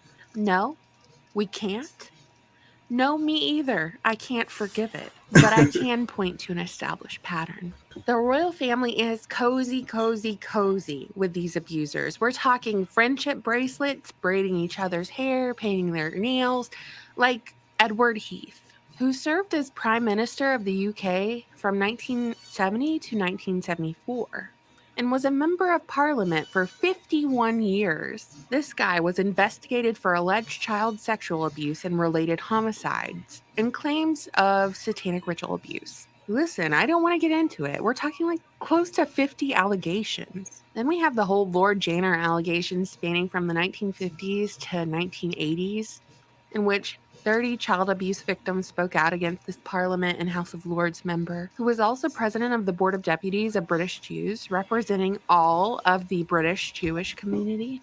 All of the aforementioned individuals were close to the crown. Very, very close, in fact, and if I may be so bold, were most likely the predecessors of the whole Epstein Island, Little St. James, Ghislaine Maxwell blackmail operation, which has been making headlines for the last few years. Speaking of which, that reminds me, we can't forget Charles's brother, Prince Andrew.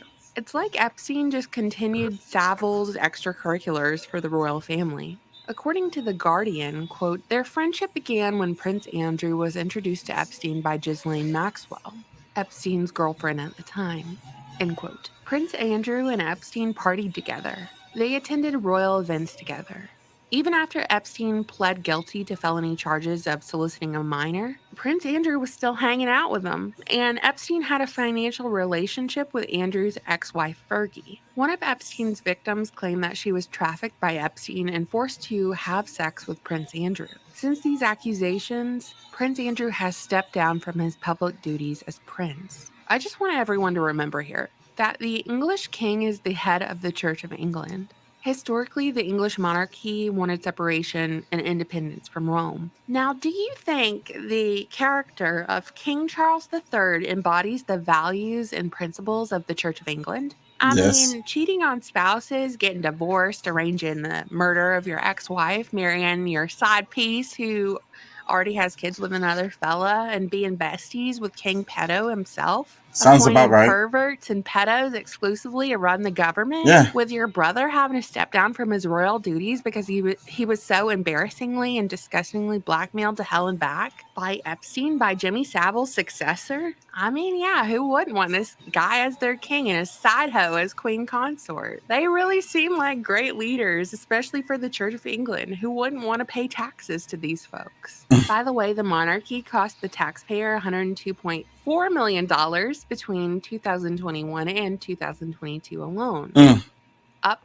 17% from the previous financial year. Way to go. Money well spent to one of the heads of one of the oldest crime syndicates in the world. They continue with this behavior because they believe they are beyond reproach from the common people. After all, how can justice truly ever claim them when they are justice? They are the law of the land. What are they going to do? Investigate themselves and find themselves guilty? And I know, my American is showing. At one time, we spit on the crown at the mere notion of a tax. And I think it's a practice we probably should have kept going, but clearly we didn't. And we all see how that's going for us. We've got the same justice problem here, clearly. And I'm just saying, ain't too late to bring back the tax outrage and rebellion. But, alas, this roast must continue because... What you think, man? I'm putting y'all to sleep. Nah, dude. I mean, we know, it's been all about crime forever with that family, dude. Like that's what they've been about. The Queen's father started it. Probably his father started that shit, from what they saying here. So it's like it ain't no surprises to me. But yeah, I ain't gonna say all rich people, but I think a whole lot of them. There's a lot more of them that's on the same shit, bro. If that makes sense. Yeah, man. If they hanging out together, I don't know, man. I wouldn't be hanging out with somebody that is doing crazy shit that I don't want to be involved in. Yeah, they good friends with Epstein, and Epstein had to take that fall, bro. That's the way I see it. I think he had to take that fall. Yeah, that's what they told him too. They was like, yeah, you got to take this one for the team, bro. Mm-hmm. He was like, no, man, I ain't doing that. I'm snitching on all y'all. You snitching on who? And he You gonna wound snitch up on dead. But bro, it's still crazy to me to hear all of these famous celebrities here in America that were really good friends with him, black or white, and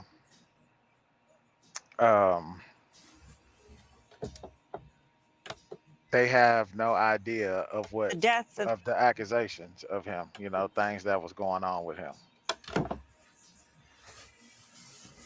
Yeah, man, you had to know. You had to know. Everybody knew. It was on the fucking front page.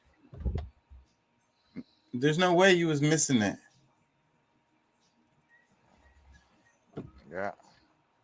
It looks like I got a comment on Facebook, but I can't see it on my screen here. And if I open up Facebook, it's probably gonna fucking freeze everything up. Yeah, man. So this comment right here says, dismantle the Commonwealth. Queen Elizabeth's death prompts reckoning with colonial past in Africa. The caption says, the death of Queen Elizabeth has focused global attention on the British royal family and renewed criticism of the monarchy, both inside the UK and abroad, especially among peoples colonized by Britain. There's a degree of psychosis that you can go to another people's land, colonize them, and then expect them to honor you at the same time, says Kenyan American author Mukoma wa Ngugi, which teaches literature at Cornell University and whose own family was deeply impacted by the bloody British suppression of the Mau Mau Revolution. He says that the Queen Elizabeth's death, there needs to be a dismantling of the Commonwealth, a real reckoning with colonial abuses. We also speak with Harvard historian Caroline Elkins, a leading scholar of British colonialism, who says that while it's unclear how much Queen Elizabeth personally knew about concentration camps, torture, and other abuses in Kenya during her early reign, the monarchy must reckon with that legacy.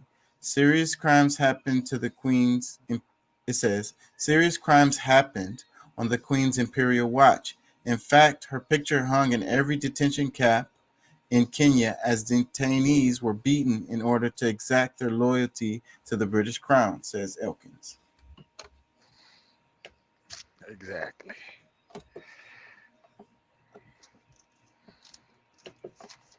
Yeah, people don't want to have these conversations. It makes people uncomfortable.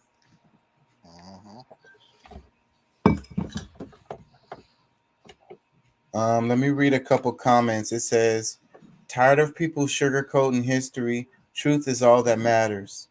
Another comment says, he's right. Expecting people oppressed by the British Empire to mourn the Queen is insanity, as is going to another country and taking it over in the first place.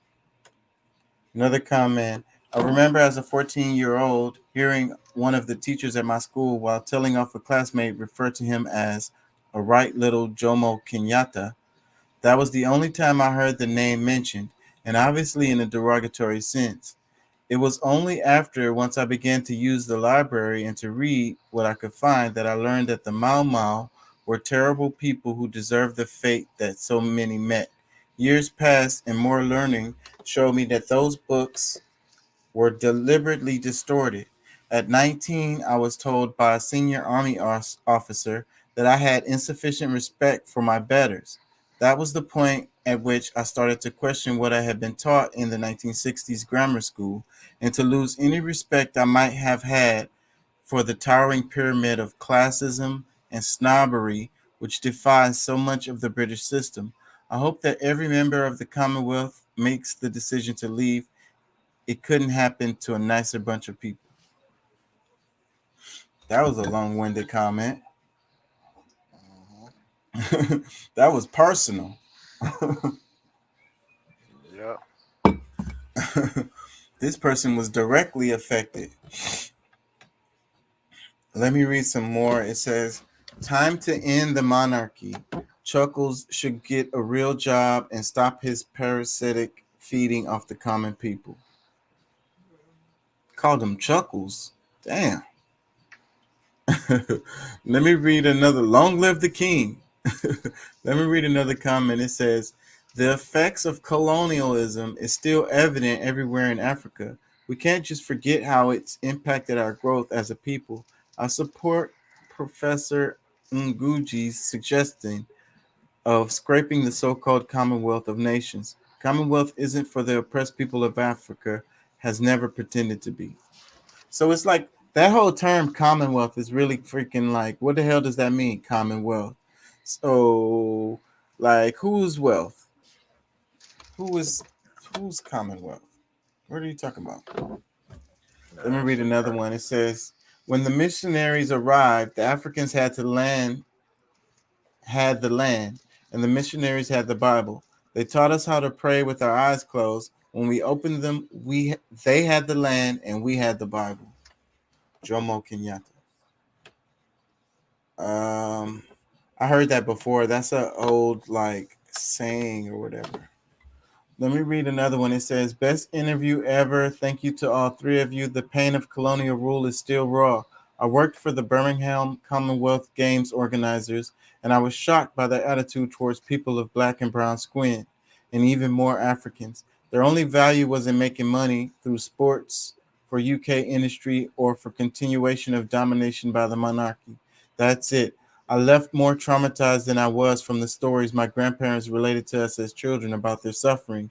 Many too traumatized to even talk about it, preferring to throw themselves deeply into a religion and the church for comfort. Damn. They so traumatized that they just religious as hell. And that's how they deal with their trauma. So I think that's the same thing that happens over here, bro. You know, being brought up in the church, and you know the way that we were taught, and you know, pretty much stating that God is law, and I mean, you think about the elderly that we grew up around, aunts and uncles that were heavy churchgoers. You know what I'm saying? They prayed before they did anything ever. And like, you know what I'm saying? And I think that's something that's true, bro. I feel like that's something that actually keep people sane. You know what I'm saying? It's something for them to fall back on, if you will. It gives them comfort in times of turmoil, So then, and then they try to believe in it even more than they actually do or whatever, to kind of like give them more comfort or whatever. If that makes any sense. It's like getting lost in it purposely so that you can wrap yourself in it like a blanket. And it gives you purpose. It gives you walk through life, and then no matter what happens, So, but I think that's a fear though. You're scared, you're oppressed, you're not free. You're a mouse. You know what I'm saying? Let me read Elliot's comment. He says, no one cares nor have time to care. Yeah. I seen that shit, like I don't know, bro. Like I'm telling you, dude, I have a aunt that, she's a good woman, man, but bro, she will literally you ask her, you could be in the store and be like, hey, you got $1? She'll literally break out in prayer. Heavenly Father, should I give him $1? Like it's that serious, bro. To the point you be like, nah, I don't want your dollar. like you know what I'm saying? And it's like, and I could never make sense of it as a young person, bro. But then I think about the trauma that she's faced in her life, the shit that she's been through, in life from a little girl up into her adulthood. Like that may be the one thing that keep her sane. Hmm. And you can't judge people for finding their way to survive. It was a song lyric I heard, and it was like, "You got to be a little crazy, or we're not gonna stay alive." Something like that. To survive, you got to be a little crazy. I can't remember how it goes. But then it's like I thought about that, and it's like, wow, it's like I think there's a lot of truth in that. How do you make it through this crazy world without being a little insane? Let me read a couple more comments. It says, if you live in Asia or Africa, you can to this day see the damage done by colonialism. I don't care about blame, but about honesty and owning the past. Thank you for this video. Another one, as a Princeton alumni, I take my hat off to Dr. Elkins, a fellow Princeton graduate, for being so purposeful and articulate in her discourse, and for having the courage to objectively document history and challenge our collective thinking. Another comment, this is why I love the Barbados Prime Minister Mia Mottley. I want to thank her for awakening our awareness to all these atrocities in the Caribbean. Fight on, Kenyaki. That comment is really good because that's what really kind of brought my attention to it, because Barbados already, let go of the crown. They was like, nah, we not with that no more. It was that lady when she got elected. She was like, nah, we denouncing the crown and we not a part of the Commonwealth, and like we not fucking with them like that no more. And I was like, whoa, they can do that? A country can do that? Like, how does that even work? It's super interesting to me. So it's funny because how many of the Caribbean or how many other countries aren't really free? Because they have the Commonwealth. It's all over the place. That's what they were saying. King, Charlie, he got to take a tour on, as soon as he's got the crown now. So he has to take a tour on his Commonwealth to go to all of the countries that are a part of the Commonwealth. So it's like, hey, I'm the boss now. What's up? Hey, new boss. What's good, y'all? And that's over their governments and everything, whatever the hell they got going on over there. That's crazy, bro. So dang.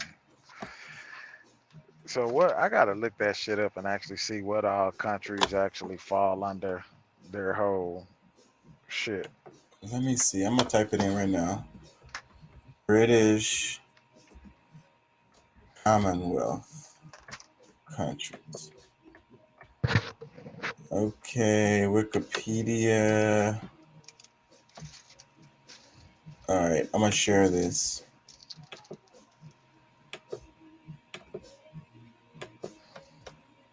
One second.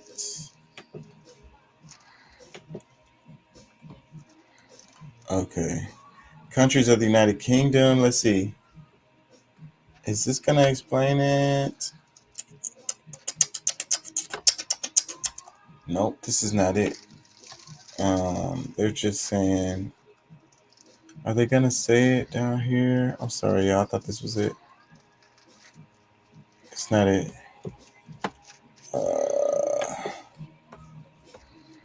It said it was on the click, but that's not it. Let's see. British Commonwealth countries 2022. It shows it on the map. Does it have a list? Oh, yeah, it has a list. Okay, cool. That's why I need to look at that shit before I fucking press the button. I pressed it too fast. I just figured it was it. The link said it was. Is this it? Okay. All right. This says British Commonwealth countries 2022. And it shows them on the map here. Without even going to the list, I can see it looks like Australia. Is that true? South Africa, India, still. What is this? I don't know what that is. It's a whole bunch of countries in Africa. One little country in South America. Is that Suriname? Is this Canada? What the hell? And what is this up here? Ireland. Let's look at the list. The British Commonwealth is the former name of the Commonwealth of Nations, a 54-member humanitarian coalition of countries, often referred to as the Commonwealth. The organization is devoted to the development of free and democratic societies and the promotion of peace and prosperity to improve the lives of all the people of the Commonwealth.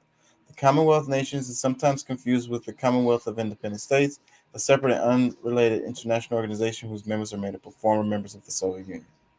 Okay, so countries of the British Commonwealth, 1926 to 1949.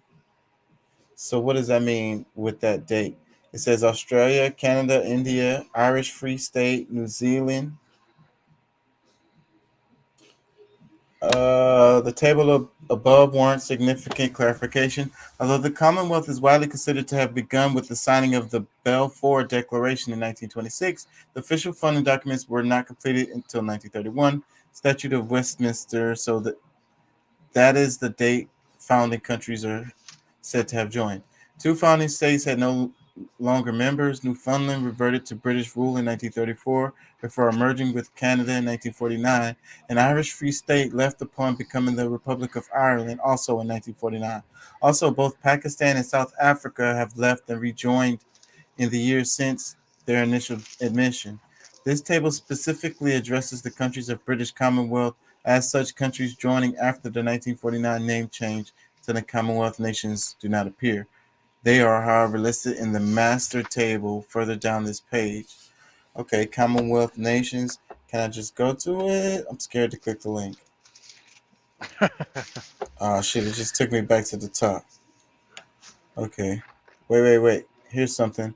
2022. Okay, yeah, I like this list. Damn, it's a bunch of freaking... Wow, this can't be true. It says countries of the Commonwealth of Nations 2022. Antigua, Australia, Bahamas, Bangladesh, Barbados, Belize, Botswana, Brunei, Cameroon, Canada, Cyprus, Dominica, Eswatini, Fiji, Gambia, Ghana, Grenada, Guyana, India, Jamaica, Kenya, Kiribati, Lesotho, Malawi, Malaysia, Maldives, Malta, Mauritius, Mozambique, Namibia, Nauru, New Zealand, Nigeria, Pakistan, Papua New Guinea, Rwanda.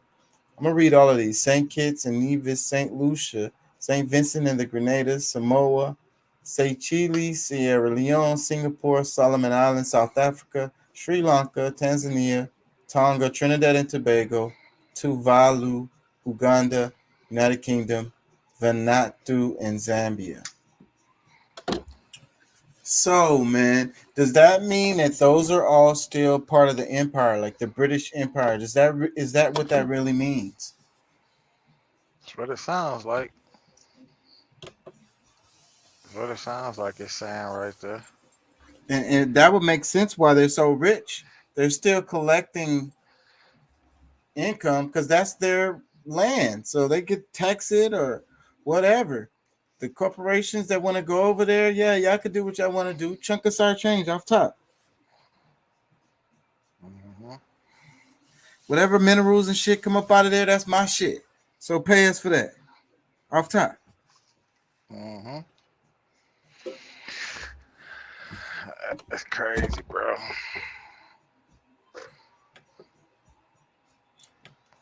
I don't know. I don't think people understand the importance of this, but probably gonna move on. They should, especially all these black folks that was you know, talking about, oh, the queen has died, and it, like, what the fuck you give a fuck for? She don't give a fuck about your black ass.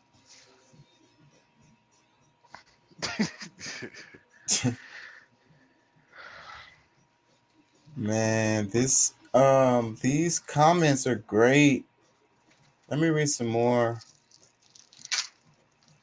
It says, my grandfather perished during colonialism, and we were denied knowing him. Actually, he disappeared. Even his body was not seen. Damn.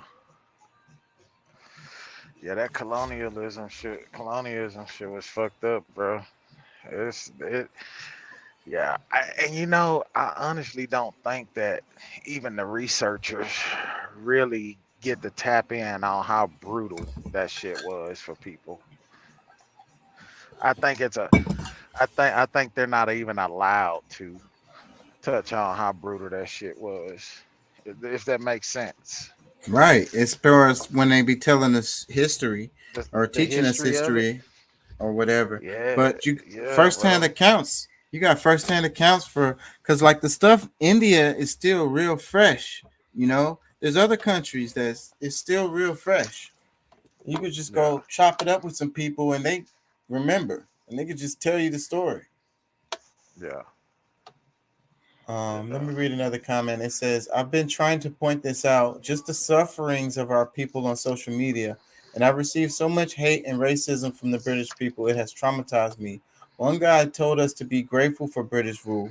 One said slavery benefited the slaves, and one woman on Reddit actually gaslighted me saying India is worse and they owe us nothing. And she pretended to know more about our own history and suffering than we know. That is so rich and condescending of them. Damn, this is long. I'm not gonna read all this. I told her of my ancestors and how much they suffered, and she's like, you shouldn't rely on my family knowledge. My jaw dropped. I do know India has problems. Indians are colorist and prefer white skin, but comparing it to a 250-year colonial rule is a bit much. The reason Indians want to whiten themselves is actually because of colonialism. We were made to internalize the fact that we were inferior because of our darker skin by the British. This is why so many Indians still look for validation from white people and want to get fairer, lighter skin. Nobody thinks about the why. Many Indians were also enslaved by the British and sent to Africa and South America. Look to Uganda and Guyana as an example. They even had human zoos with both Africans and Indians. Churchill was literally responsible for a famine that killed millions in Bengal. It is centuries of rule in India alone. The British looted 43 trillion in today's money over the course of 200 years, according to research from Oxford itself. Can you imagine how much that is? It's more than 2 times the size of the world's largest economy today. Generations are still living in poverty. An example of how this wealth was appropriated, take, for example, Indian weavers. The empire will make them make their weaved products, buy it at cheap prices, and then tax them 95% of the revenue. And then the same empire would export those products elsewhere. What is that poor weaver supposed to eat then? Let me read some more. Damn. I also realized the rich Maharashas sided with the British, and I don't deny that, but they didn't even make up 1% of the population and BDW. There were accounts of them being mistreated racially as well. For those who don't know, please read about the Jallianwala Bagh massacre. In 1919, General Dwyer ordered the systematic shooting of 1,000 Indians who were peacefully protesting in a park.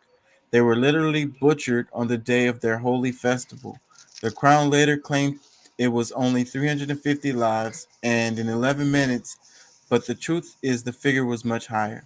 I understand that Queen Elizabeth did not bring about colonization and slavery as she inherited the crown after some colonies had fought for their freedom, but she also did nothing. She didn't apologize. She didn't do anything to stop anything.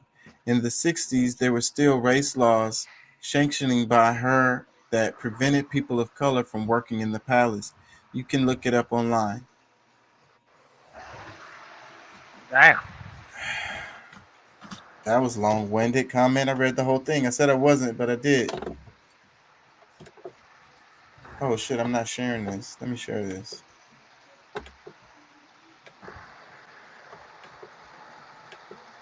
Freaking man. I kind of wanted to cover this, man. So what do you think about it? What about the argument of reparations, right? Because you know, they have evidence and everything of like the stolen diamonds, all of this stuff. Like, what about giving some of that stuff back, or trying to repair the peoples that were colonized and that are still like suffering as a result?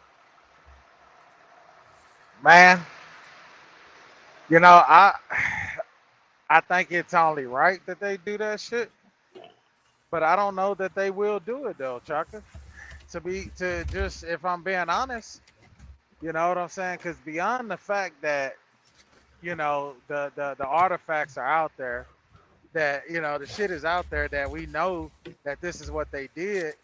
I also believe that they hide behind not giving out reparations, because I feel like if they give reparations, it also, it's like admitting guilt. It's admitting guilt.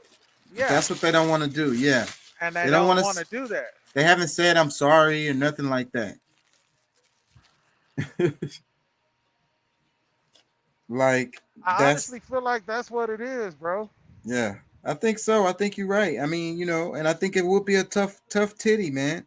Just because of the attitudes that people have, they really feel like the people weren't really human. They didn't, you know. At the best, we helped them. You know, we organized them. We gave them religion. You know, we civilized them. They should be thankful. Yeah. You know, we gave them industry. You know.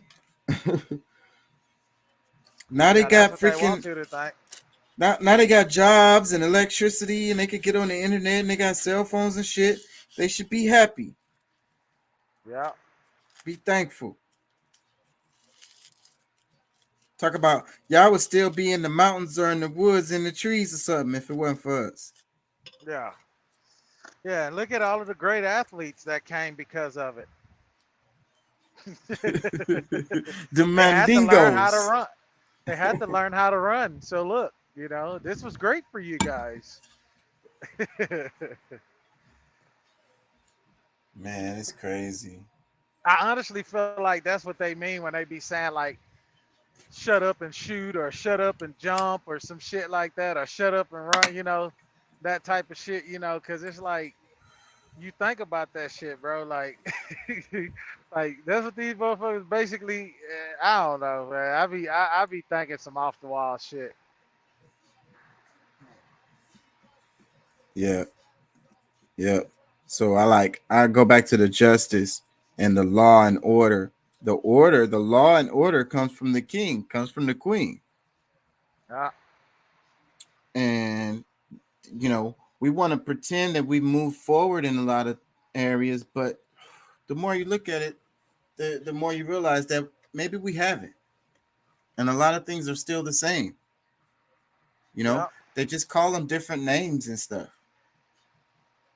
It's the royalty. It's by blood, you know. I'm God-given right, you know. God gives me the right to rule over this. Yeah. I'm the rightful ruler. Well, I mean, that's what they do, you know, and that's how they hide their transgressions behind religion. Because they say shit like that. Yeah, man. Have you seen any CNN segments lately? No, I haven't, bro. Like, I haven't even watched no news, no nothing. Like, honestly, man. But yeah, they do, man. They literally do. Like, they gave us religion to make them feel good about themselves, you know. And I'm gonna tell you, bro. Like, growing up in church the way that I did, And as I got older and start looking up these different artifacts and trying to learn about religion, if I'm, am I on the right path, and coming across these different pictures of these fucking white racist motherfuckers hanging little children while reading the Bible before they do this shit, bro. And then you think about it. It was in the movie The Green Mile. You know what I'm saying? When they were electrocuting the prisoners. You know what I'm saying? They read the Bible before, like, what the fuck? They do that still today when they do an execution. Like, come on, dog.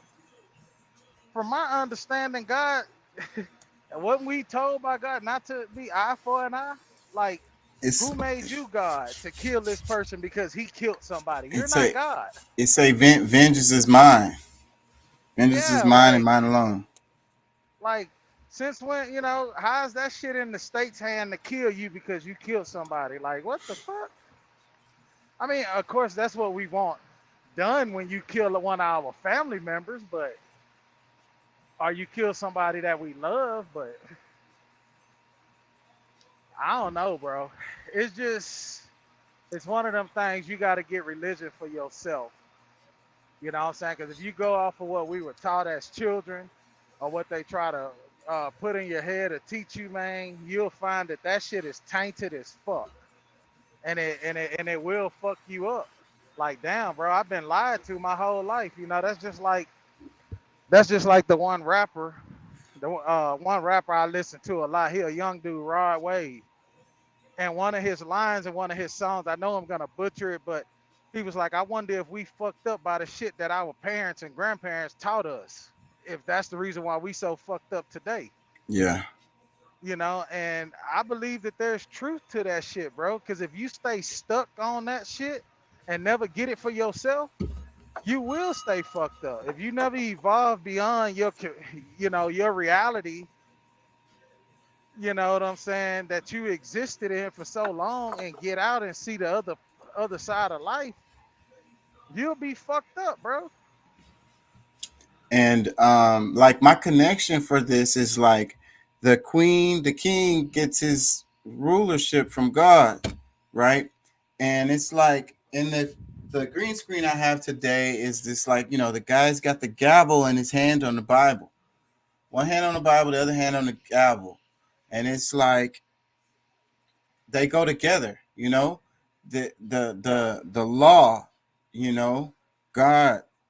God said, I have this authority. Somehow God is giving this guy authority. One hand's on the Bible, the other is the gavel. But I got the authority from God, though. That's what gives me my authority on my decision, And again, back to the queen and the king. I'm the king because God said so. I was born to my mom. She was. It goes down a lineage. Yeah. Anyways, it don't make it right, though. It don't, and it's craziness. And let me play a bit of this. I don't want to bore y'all, but this is really good right here. Because we are Americans, and Americans kneel to God and God alone. Hey, all, I'm John Avlon, and this is Reality Check on the Extremist Beat. We've got to talk about Christian nationalism, because it's gone from a fringe belief system advocated by a few folks on the far right to an increasingly prominent article of political faith inside the Republican Party. In recent months, it's been celebrated by some of the Trumpiest members of Congress. We need to be the party of nationalism, and I'm a Christian and I say it proudly. We should be Christian nationalists. The church is supposed to direct the government. The government is not supposed to direct the church. That is not how our founding fathers intended it. And I'm tired of this separation of church and state junk. And that's not all. Christian nationalism also reared its head in the January 6th attack on Congress. Thank you, divine, omniscient, omnipotent, and omnipresent Creator God, for filling this chamber with your white light of love. Now, you might ask yourself, just how different is this really from mainstream Christianity? And how much of a departure is it from politics as usual in a democratic republic? The answer is a lot. So let's clarify our terms here, right? A recent study by the Baptist Joint Committee for Religious Liberty listed 5 core narrative beliefs of Christian nationalists. 1. America is a divinely appointed nation by God that is Christian. 2. America's founders were in fact establishing a nation based on Christian principles with white men as the leaders. 3. Others would be Native Americans, enslaved Africans, and immigrants would accept and cede to this narrative of America as a Christian nation and accept their leadership. 4. America has a special place, not only in world history, but in biblical scripture, especially concerning the return of Christ. 5. There is no separation between church and state. Now, in case that sounds like an exaggeration for effect, I want you to watch this clip of an arena full of evangelicals in Atlanta reciting the so-called Watchman Decree. Whereas we, the church, are God's governing body on the earth, whereas we have been given legal power from heaven and now exercise our authority, whereas we are God's ambassadors and spokespeople over the earth, whereas through the power of God, we are the world influencers, whereas because of our covenant with God, we are equipped and delegated by Him to destroy every attempted advance of the enemy. Yes, Christian nationalism is crying out for a reality check, in part because of its crushing certainty. Look, God knows, good people can disagree about religion. But as Senator Daniel Patrick Moynihan said, everyone's entitled to their own opinion, but not their own facts. And there is precious little evidence that the founders intended to establish an explicitly Christian nation. For example, the Constitution does not mention God, the Bible, or the Ten Commandments. Now, yes, most founders were Christian, and many hoped that religious faith writ large would help maintain an honest, civil, self-governing society. But George Washington notably declined to take communion as president. Thomas Jefferson and James Madison were famously committed to religious liberty and the separation of church and state.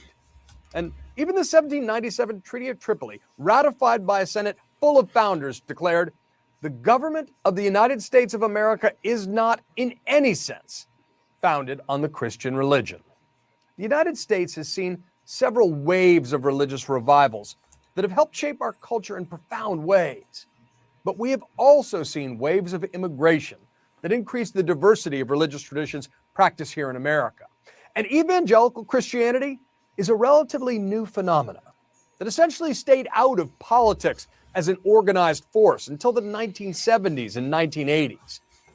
All of which is to say that just as Americans can be deeply patriotic, but not narrowly nationalist, Americans can also be deeply religious without blurring their faith with partisan politics. Now, joining me to discuss this recent rise of Christian nationalism is Amanda Tyler, the executive director of the Baptist Joint Committee for Religious Liberty and the lead organizer of Christians Against Christian Nationalism. Amanda, explain why, as a person of faith, you feel a need to warn your fellow Americans about Christian nationalism. Well, thanks, John, for having me on and for covering this really vital topic. Christian nationalism is not Christianity. Christian nationalism is a political ideology and a cultural framework that tries to merge our identities as Americans and in Christians. And in the process, it threatens Americans' democracy. It distorts America's promise of religious freedom for all. And importantly to me and to thousands of other Christians, it distorts Christianity, sometimes beyond recognition. And that's because it takes Christianity's central message, which is a gospel of love, and turns it into a false idol of power. It confuses our allegiances to God and replaces it with an ultimate allegiance to country. We've seen the rise of Christian nationalism at different periods in our history, including in the 1950s around the Cold War, where we saw increasingly evidence of Christianity in government speech, such as "In God We Trust" or adding "under God" to the Pledge of Allegiance. So this isn't the first time that we've had efforts to push privileging of Christianity over other faiths. In recent years, we saw former President Trump really exploit some of this Christian nationalism ideology for political gain, to galvanize groups of people together who believe in this ideology, who want Christianity privileged over other religions by the government, and use that to exploit for political gain. Coming up, you'll hear why our guest says now is the crucial moment for Americans of. What do y'all think, man? That summed all that up really, really well. They did a good job. CNN is going in a different direction. Anyways, let me read the caption. It says, "The United States is seeing the rise of Christian nationalism and how it's deeply impacted today's political climate, especially with the far right." Amanda Tyler, the executive director of the Baptist Joint Committee for Religious Liberty and the lead organizer of the Christians Against Christian Nationalism campaign, has studied the roots of Christian nationalism. Tyler joins Reality Check's John Avlon to discuss the Christian nationalism is used as a political ideology to merge one's faith with partisan politics. I don't think a lot of people really understand what's happening. That's the reason why this is good. This is really good because, you know, things happen right in front of you, but you don't really see it like for what it is. Like you could get caught up in it yourself and you really just can't see it for what it is. So you're too close to it. Yeah. You can't, you know, your perspective. I was thinking about this. It's like, you know, how like when you look for something, like let's say you drop something or, you know, you just put something out of place, right? Like the first thing I do usually is I like step back, like literally step back or stand up or whatever it is, and then just look around, you know, or if it, you know, the other thing is if it's low, then I'll just go down and just look. You get what I'm saying? Yeah, I feel you. So it's your perspective is like it'll be something you're looking for and you're sitting on it or it's right behind you or whatever, you know, and it's just right out of your vision somehow, and that's why you can't see it, but you change your vantage point, you change your perspective, and then you're able to see it better. Yeah, but I think a lot of people, especially the old heads that are real big into church and Christianity, a lot of this shit that's on the surface today that we read about, that we look into and research for ourselves, you can't tell them that shit. They're gonna argue you to death. That's why I'm playing this, because hopefully somebody can see it and hopefully their perspective can be impacted a bit, you know, hopefully, you know, because I know that especially the old heads, they're going to be steadfast. Oh, yeah. They're going to be on your ass, bro. Big time on your ass. Like, they not even playing. They like, nah. Let me read some comments. It says, Lauren Bobert says, "I'm tired of the separation of church and state, John. Yet evangelical voters like her justified their support for Trump with the rationalization we're electing a president, not a pastor. And these people don't see the inconsistency and hypocrisy of these two positions." Let me read another one. It says, "Great story. Thank you for letting this Christian know she isn't alone in feeling horrified by what these people are doing." I think it's true that, you know, it's crazy to me how, like, you know, if you really do believe, if you really are a Christian, you know, if you really like read the Bible and, you know, and you try to uphold these certain standards, how can you go along with this debauchery? Like, what mental gymnastics are you doing, you know, to justify this stuff that you're supporting? You know, it's got to be driving you crazy. It's going to make you insane to keep on, justifying it, explaining it away and making excuses. Yeah. Like, it's okay for these people to do this, but it's not okay for these people to do the same thing, or vice versa, or whatever. And that's what's crazy. Anyways, I know the people out there know what I'm talking about.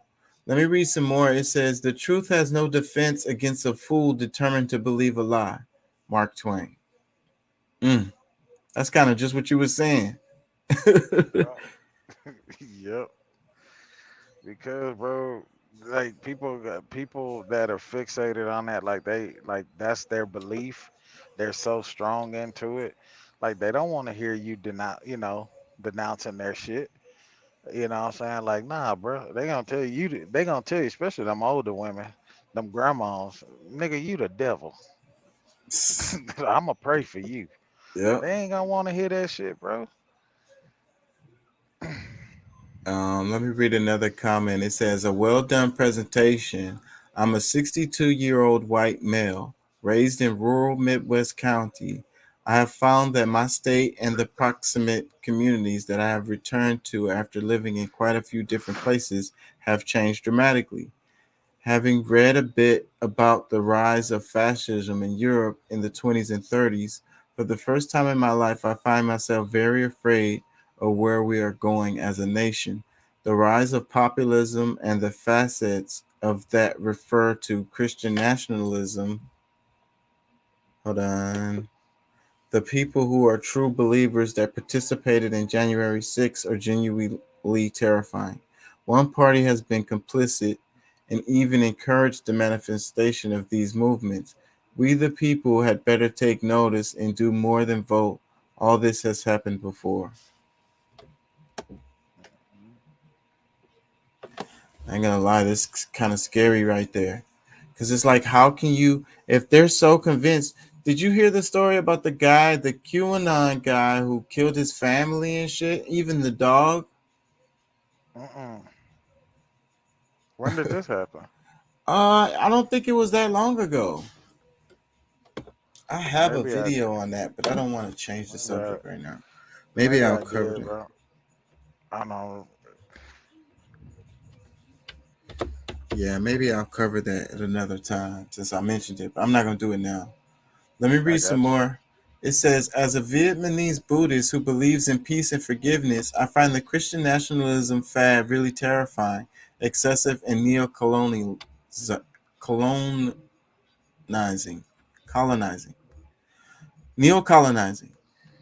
It's one thing to love your country and be faithful to your deity, but it's another story to become a pawn of blind loyalty." She's talking to us. Let me read another one. It says, "It's so important for Christians to stand up to the idolatry of so-called Christian nationalism, which has corrupted the belief of so many in this country." Another comment, "Thank you for this vid. As a Christian, it's breaking my heart what the nationalism group is portraying as my faith. They would be the ones crucifying Jesus today. We true Christians need to take a stand and vote out these destroyers of faith, hope, and love." I really like that comment right there. Because if you're a real Christian, it should be breaking your heart, because they are tarnishing your image. They are speaking the Lord's name in vain. Yep. That's blasphemy.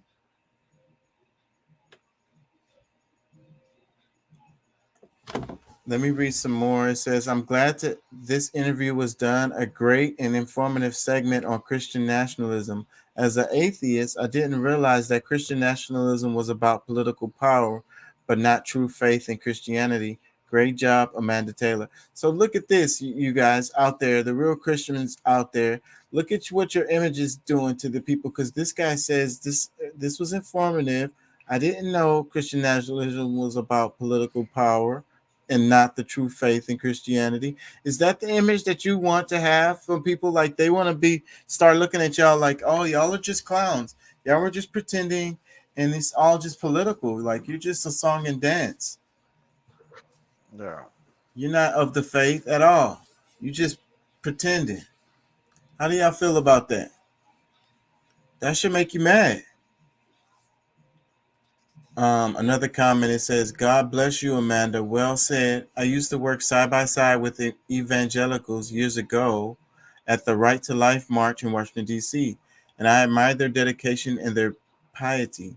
When I was involved in the march, we expressly told participants that the march was not a protest and not political partisan. It was prayerful observance. The speeches on the ellipse reflected that. Eventually, the entire character of the movement changed, and it became more angry, more partisan, and less prayerful. The speeches on the ellipse began looking like political rallies. With the advent of Trump, my respect for many, not all, evangelicals has diminished, and I am deeply ashamed of many of my fellow Catholics who have embraced a political movement far removed from the ideals of Christianity. Your clear and thoughtful message gives me hope. I will be looking into how I might participate. What do you think, Deuce? Hey, bro.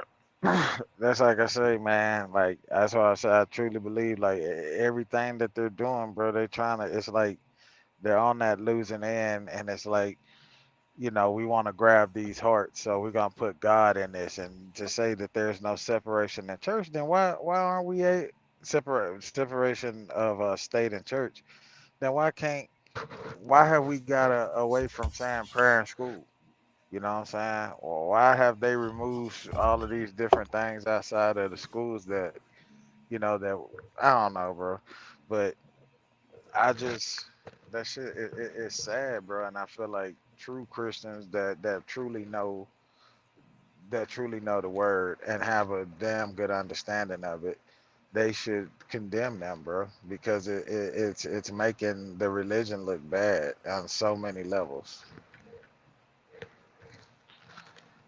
You know, and I feel like on the it's for people that see that shit for what it is, you know, or people that are uneducated, you know, it taints it for them. It deters them from even thinking about being Christians.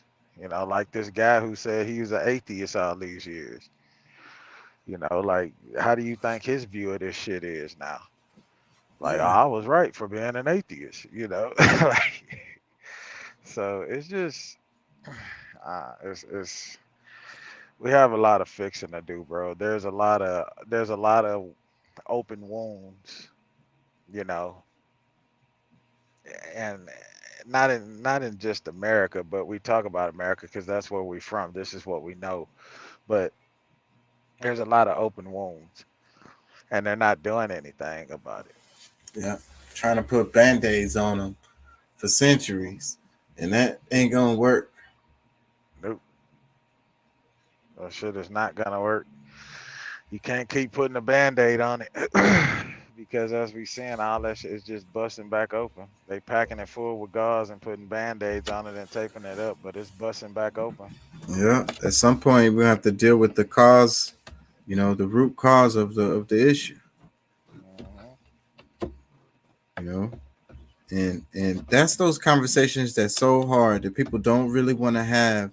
You know, because I was at work the other day and somebody was like, we talked about the Queen dying, and then about how like people are want to denounce the crown and they want their stuff back and reparations and stuff, and they was like, well, they should, if on the subject of reparations, they should talk to those Arabic countries first. And it's like, even though people can be truthful and admit that there was a wrong, they still gonna be like, you know, well, these other people did it too, or whatever. Like, you know, my argument to that is like, we're not talking about that right now. And then, you know, how many Arabic fucking colonies are around the world? I don't know. You know, what Arabic country got colonies around the world right now today? Let's talk about today. You know, in modern recent history, and the exploitation of people in the Caribbean, the peoples in the Central America, South America, the people in South Africa, Kenya, the DRC. It keeps the list goes on. Well, but you know how it is, man. Nobody wanna face that, Chucker. They don't want to hear that shit. Yeah. Some, what they say, you got to pay the piper. What was it? It was a movie I saw. It was a scary movie, and it was like a puppet. And it was the puppet, and the puppet was like alive. So the dude was like a puppet master that he sucked at what his job.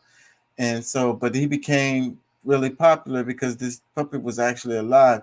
And then the puppet would be like, after he did like the magic tricks or whatever for the guy, he's like, you got to pay the piper. Yeah. So like, by the end of the thing killed him, but it had to kill other things and stuff to keep on doing this. It wanted blood, like it wanted something to happen.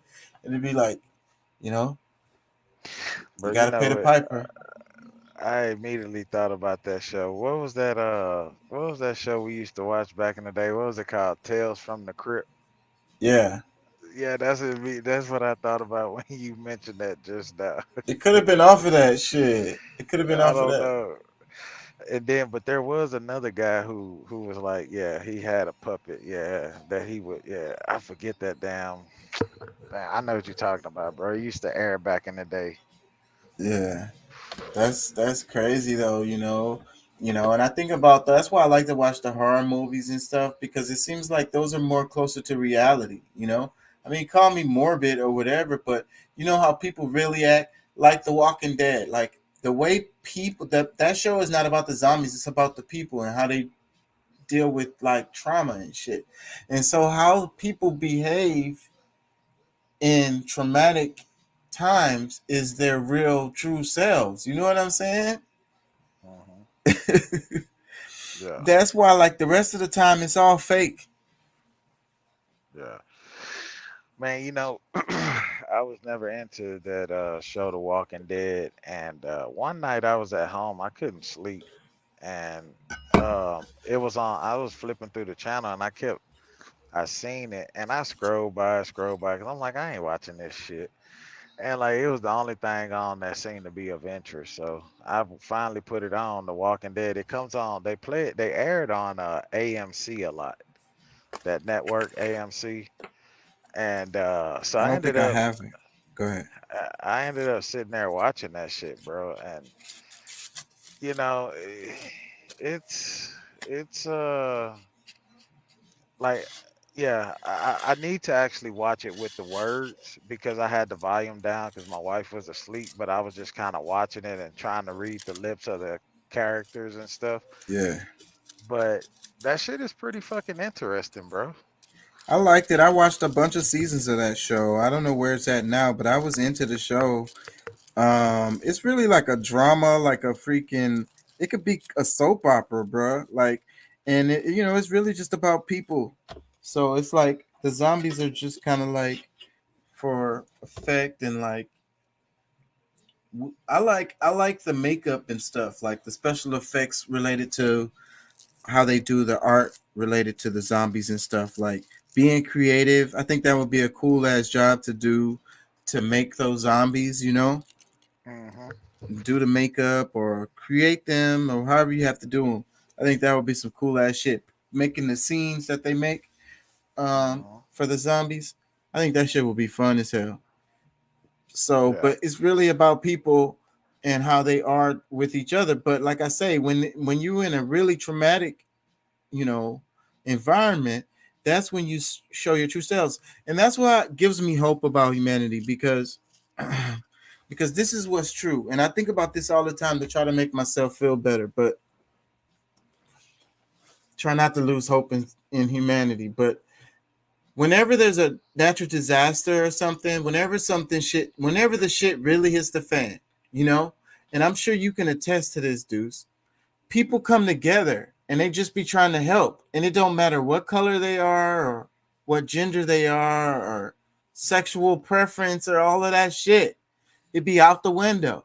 You get what I'm saying? Like if it's a flood It's Katrina. It's the flood. You know, the people, the residents, the people that live in the area, they all gonna be like, boom.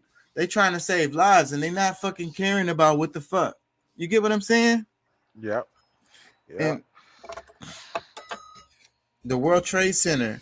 I wanted to talk about 9/11 a bit, but I might come back to that. But after like the World Trade Center, you know, and all these people were just trying to help people.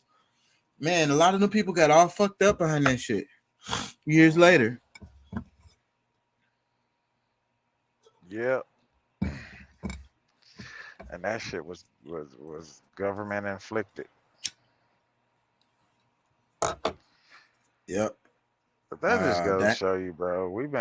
Our government been fucking over us a long time, bro. They've been doing traumatic shit to us, and you know, and they know, like, let's be real, like, and this may be off topic, but the average person is a good person. The average person, they may do bad things, but it may be their bad things that they're doing may be a product of the environment they're in, or whatever it is. But I think at the core, most people are generally good people, and they generally care. And a lot of times their bad nature comes from caring too much, and now they're trying to put on a hard facade, so they do bad things. You know, and I know that shit may sound fucked up, but I truly believe that shit, bro. And I feel like our governments, not our but governments around the world, I feel like they do shit and they get away with it because at the end of the day, at the core of people, bro, like you were just saying, when something like that happened, people just want to be there. People just, you know, genuinely, they want to help each other.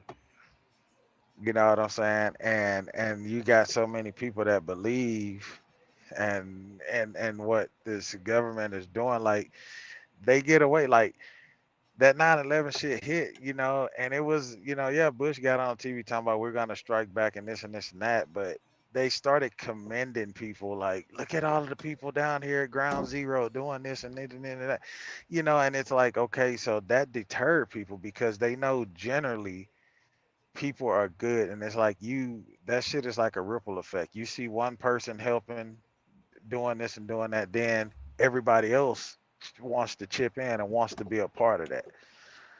You know, and they literally they got away with that shit, bro. Just like they do everything else. How everything else they've gotten away with.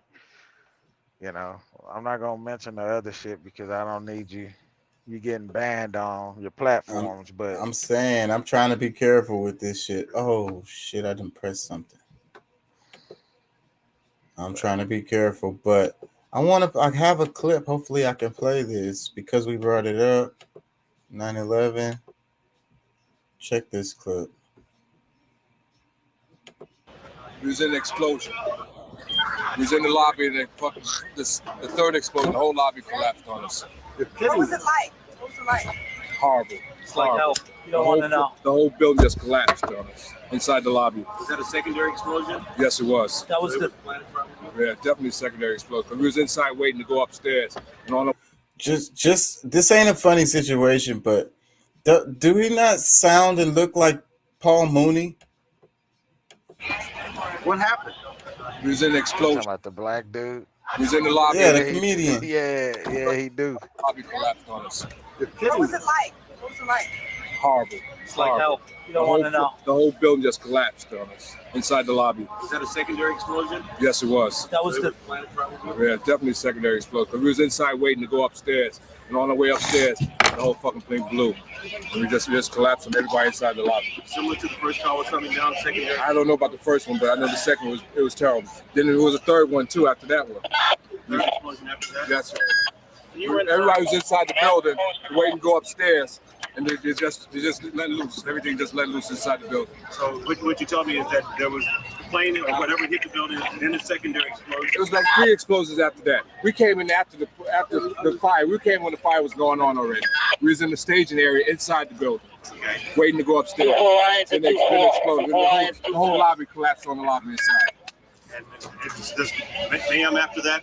Just man, everybody tried to work their way out. just trying to help all the brothers get out. A lot of people trapped inside. And I was sitting in the Brooklyn Navy Yard, close to Brooklyn. We watched the first explosion.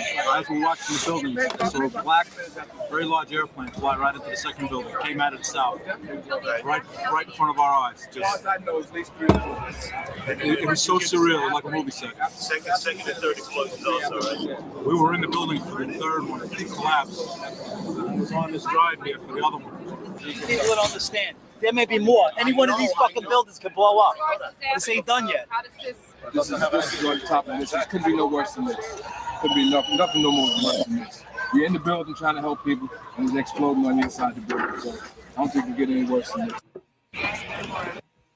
So yeah, being careful what we say. These guys said there was bombs going off in the building. They did say a plane hit, but they also said there was secondary explosions. Let me read the caption. It says, newly obtained video. It's not newly obtained because I saw this. I was watching this shit when it happened. And at the time, and it was a lot of crazy footage. A lot of that stuff got deleted. You can't find no more. Anyways, it says newly obtained video that was reluctantly released by NIST after a lawsuit by the International Center for 9/11 Studies shows two firefighters on 9/11 discussing how secondary explosions occurred immediately before the collapse of the Twin Towers, providing damning new evidence that explosive devices were used to bring down the buildings. Firemen discussed how bombs were going off in the lobby at World Trade Center 1 as they were staging to move up the building. They explained how the building had already been hit by the plane and fires were already burning. After two explosions in the lobby, a third went off and the whole lobby collapsed. I'm sorry, 9/11 truth deniers. Now you another smoking gun that you can't deny. You know, what I can say that they could try to say to explain this is that if the building is coming down, maybe it sounds like explosions as the building is like structure is losing its integrity. Like shocks. Yeah. Yeah. Just to be devil's advocate. Yeah, but we know, nah, nigga. Yeah, I'm sure that shit does sound like an explosion coming down, but nah, motherfucker, firefighters like them, they know what an explosion sound like, bro. I don't know that. I believe everything they were saying, bro. It was another explosion that happened.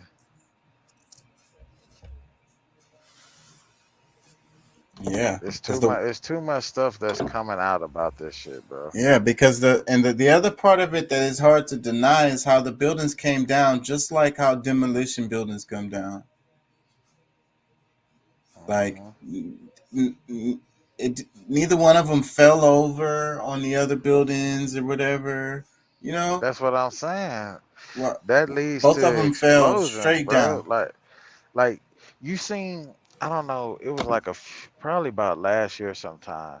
They were doing some they were doing some type of work. I want to say it was like in New Orleans or maybe it was in Florida. They were doing some work and the building just collapsed.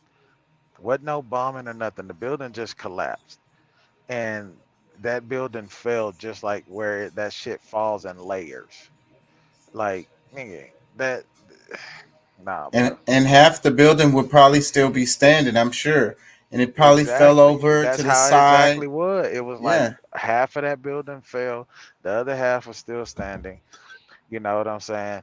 But when they strategically place dynamite or bombs in certain parts of the building, that shit is done that way so that when they ignite that shit, the building falls at one. They go off simultaneously. They go off together. That shit just falls all at once. Like, come on, dog. Them motherfuckers, they planned that shit. Man, we got to be careful with this one because it's still real sensitive even after all of these years. Well, it should be sensitive in the fact of innocent people lost their life. You know, Yeah. our heroes lost their lives. First responders, you know, the heroes, not just first responders, but the heroes that sacrificed their lives running in that building to help people. You know what I'm saying? Those are heroes, bro. So it should be That's sensitive to that, not yeah. sensitive trying to And protect these and a lot of motherfuckers. those people died later, like we said earlier. Like a lot of the people that made it out of that still died later. They got fucking all fucked up. It was all Hmm. toxic fucking dust and shit they was breathing in. Let me Yeah. read some comments. It says, "You're looking at real men here. I'm in awe of all the rescue workers and police's bravery." I agree with that because I was like I say I was sitting at the house. I remember when it happened. I was going to school and then they canceled everything and everybody Yeah, that went shit home happened. because they thought they were gonna hit. Houston is a big city, you know. They shut down downtown because that's where I was at and near downtown area, and they closed all that shit off because they felt like it could have been an attack on Houston too because it's a major city and we got skyscrapers and shit. Yeah, So that would happen to me. When that happened, I was in 8th grade. Like I remember the whole 8th grade. Like, dude, it was like, and I lived in Baytown at the time. You know, this little town, very patriotic people, and it was just like a awkward silence.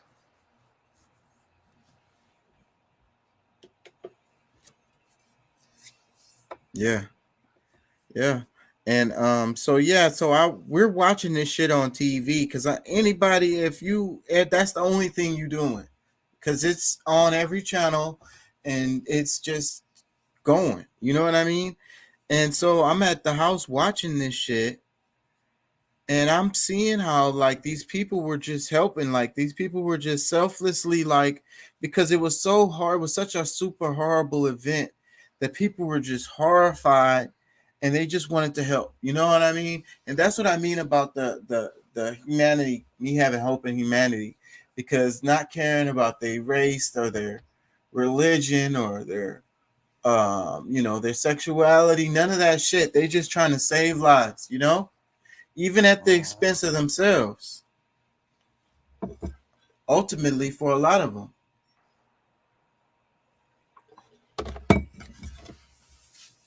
So yeah, I agree with that comment right there. It says, another comment, it says, "I trust the eyewitness account of trained observers. God bless them for telling the truth." Another comment, it says, "Big respect to these heroes." Another one, "How does this not have millions of views? This is a big fucking deal." Another comment, he says, "You don't attend. There could be more. Any one of these buildings could blow up at any minute. This ain't done yet." What is he referring to if not more bombs? Yeah, that part right there, really, because that dude looked like he was scared for real. Let me read another comment. It says, "First of all, they were in the lobby, not where the fires were happening hundreds of feet in the air. They heard the explosions in the lobby, which would have been the last explosion after the floors were crashing down on them. Also, the floors fell almost at free fall speed, which is impossible if the weight of the floors was causing the building to collapse. And also, those buildings were designed to get hit head on by a plane."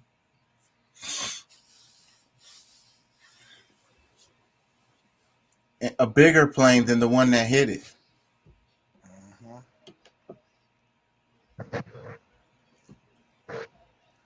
This came up because of the anniversary of 9/11, like what is it, 20-year anniversary or something like that?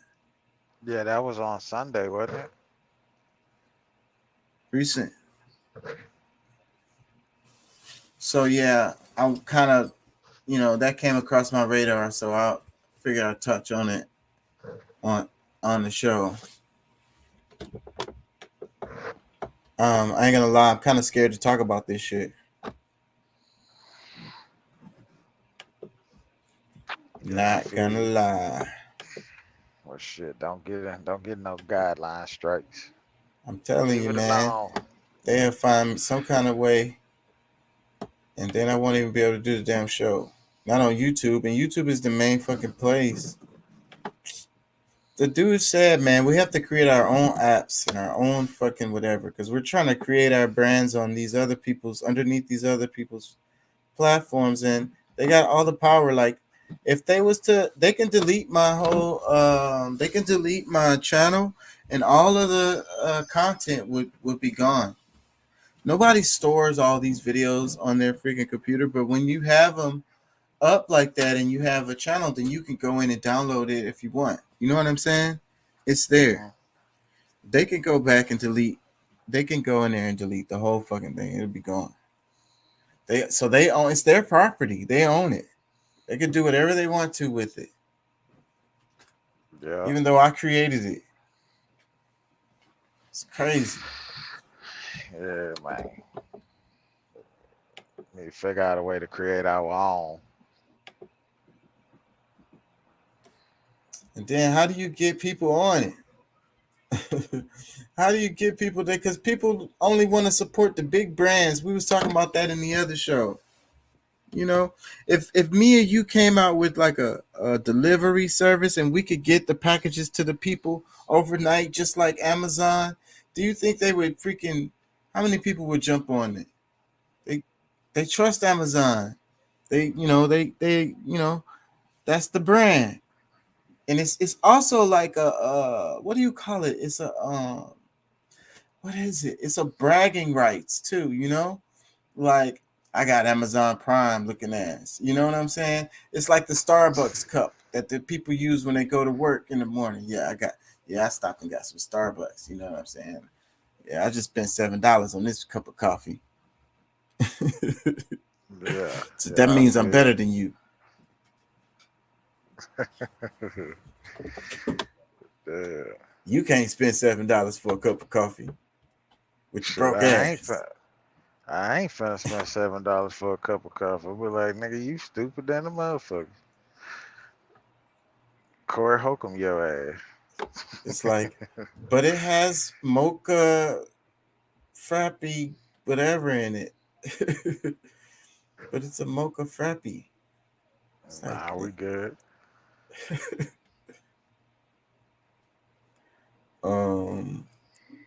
I had some more shit, but I don't want to stay on here too long. I got fucking shit to do in the morning. I'm gonna cover the rest of this shit later.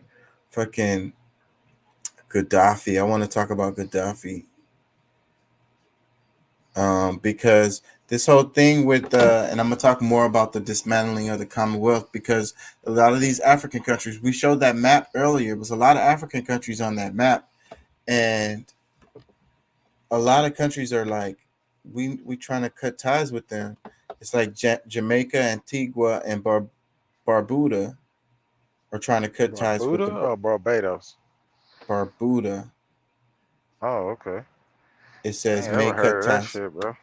It's a lot of those little islands out there. I don't know where Barbuda is. Well, I want to talk about that though, because that's what I'm saying though, and then it's gonna lead into talking about Africa a bit more, because it's like I said earlier, the Caribbean, Central and South America, all through Africa. You know, this is recent history, the effects of the colonization, changing their names, changing their borders, telling them what fucking language to speak, and killing you if you don't do that shit.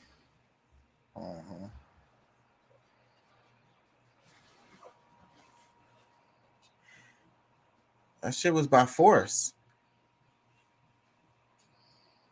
See, them niggas had cannons and shit. They had that fucking, what was that? What's that gun? The Maxim gun. Couldn't nobody fuck with that. They pull that hoe up on a trailer or something and just lay everybody down. Yeah.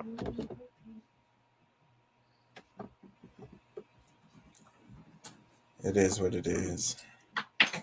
You know, some people argue, you know, it's like, you know, they fair is fair. It's like they won, you know. It's like, you know, you have a fight to determine the winner. It's like, even if the other one did some underhanded, kicked you in the nuts. You know how some people be like, you get into a fight and it's like, come on, man, we're going to box, man. Come on, man. What's up with all that kicking and shit? Nah, man, come on, box, man. You know, all that wrestling and grabbing shit. Come on, man, let's box. You know, but then it's like, right, you're in a fight, so it's like there's no rules in the fight, right? Nope. It's a fight. So biting and all that shit, pinching. Like, did you just pinch me? Yeah. Well, motherfuckers gotta be careful with that shit, cause you could do something to somebody in the fight that they really don't want to whoop your ass too much. They just want to let you know they ain't no punk. And then you do some bitch shit in the fight, like pinch a nigga or bite a nigga, and he just gone knock you the fuck off, bro. Like, you gotta be careful, bro.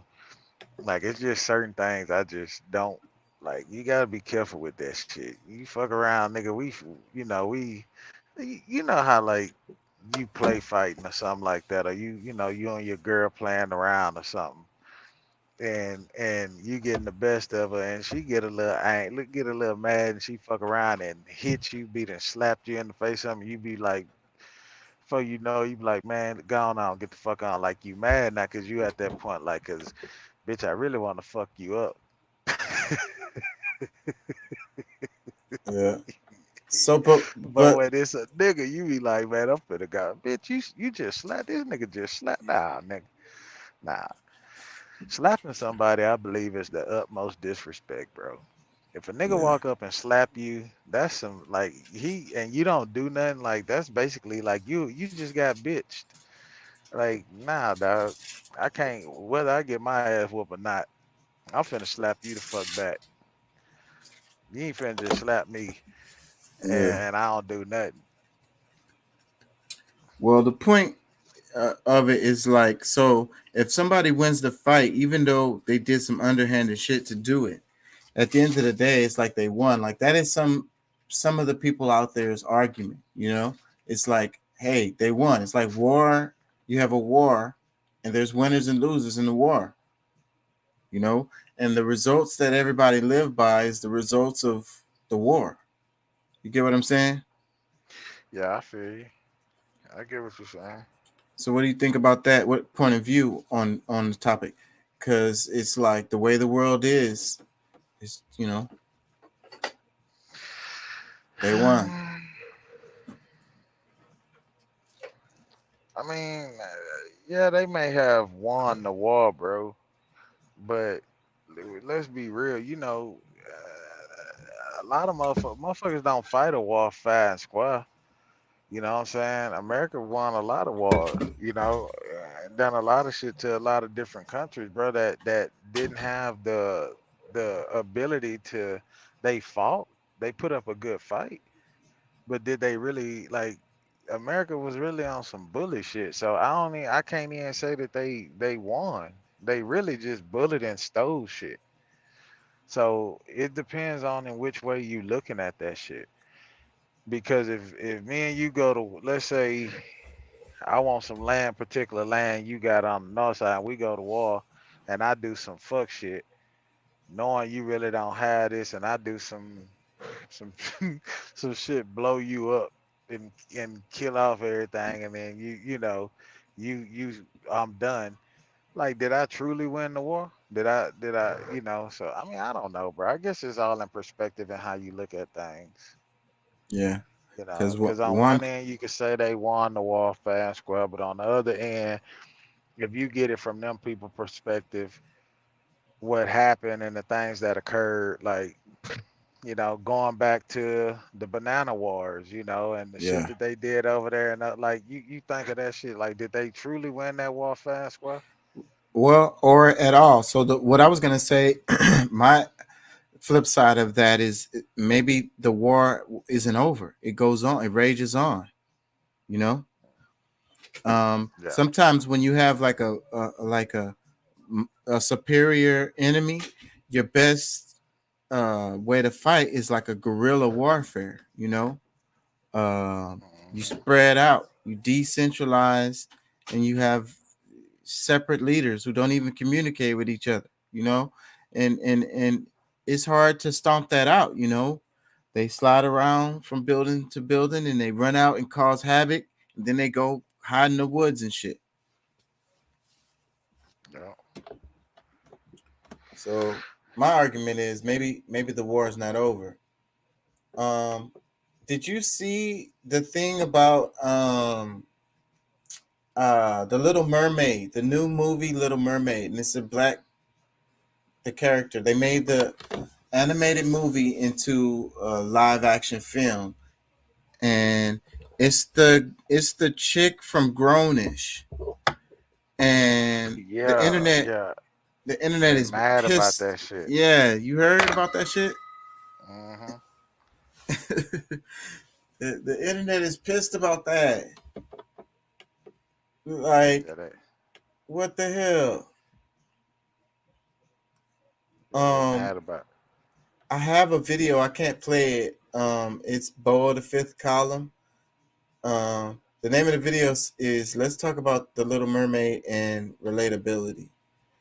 And I just want to read some of the captions underneath his video. It says, "As a little black girl growing up, I loved Ariel. I found her no less relatable because she was white.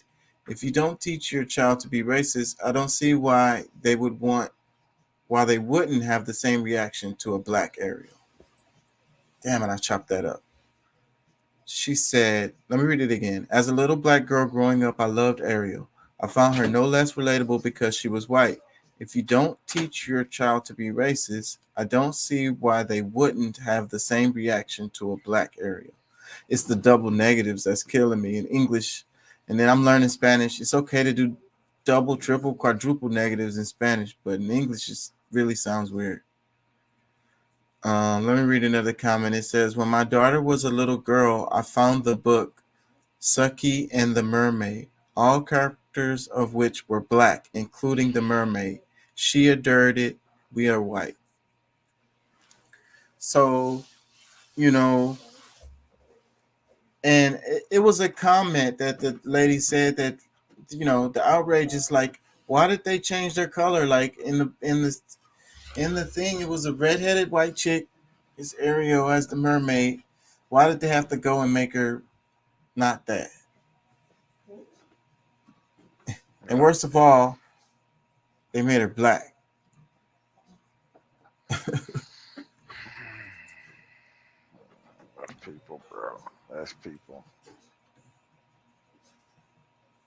It's so silly. It's so silly, but it's a real thing. And this is like, it goes back to all this stuff is intertwined. We talk about politics and what drives people's politics. And then we talked about religion and Christian nationalism. Their prejudices also drive their politics. Yeah. That's crazy. Bless you. Excuse me. Catching a chill.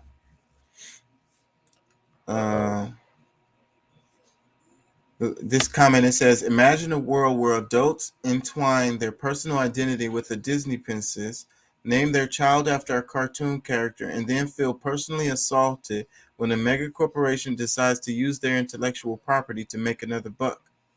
And I think that this is, back to Wakanda, Black Panther, and they realize they can make money. So I think that's really all it really is, even it's pandering, So, but then the other side is getting all mad because these people making money off of this.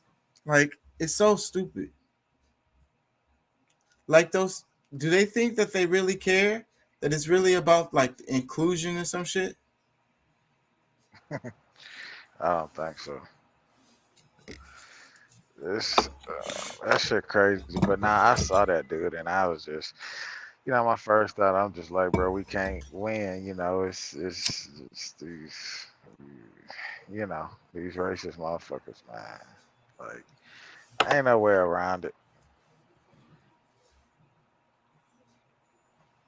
Well, they probably just guaranteed the movie to be a hit by, this is the perfect publicity. The movie hasn't come out yet, I don't think.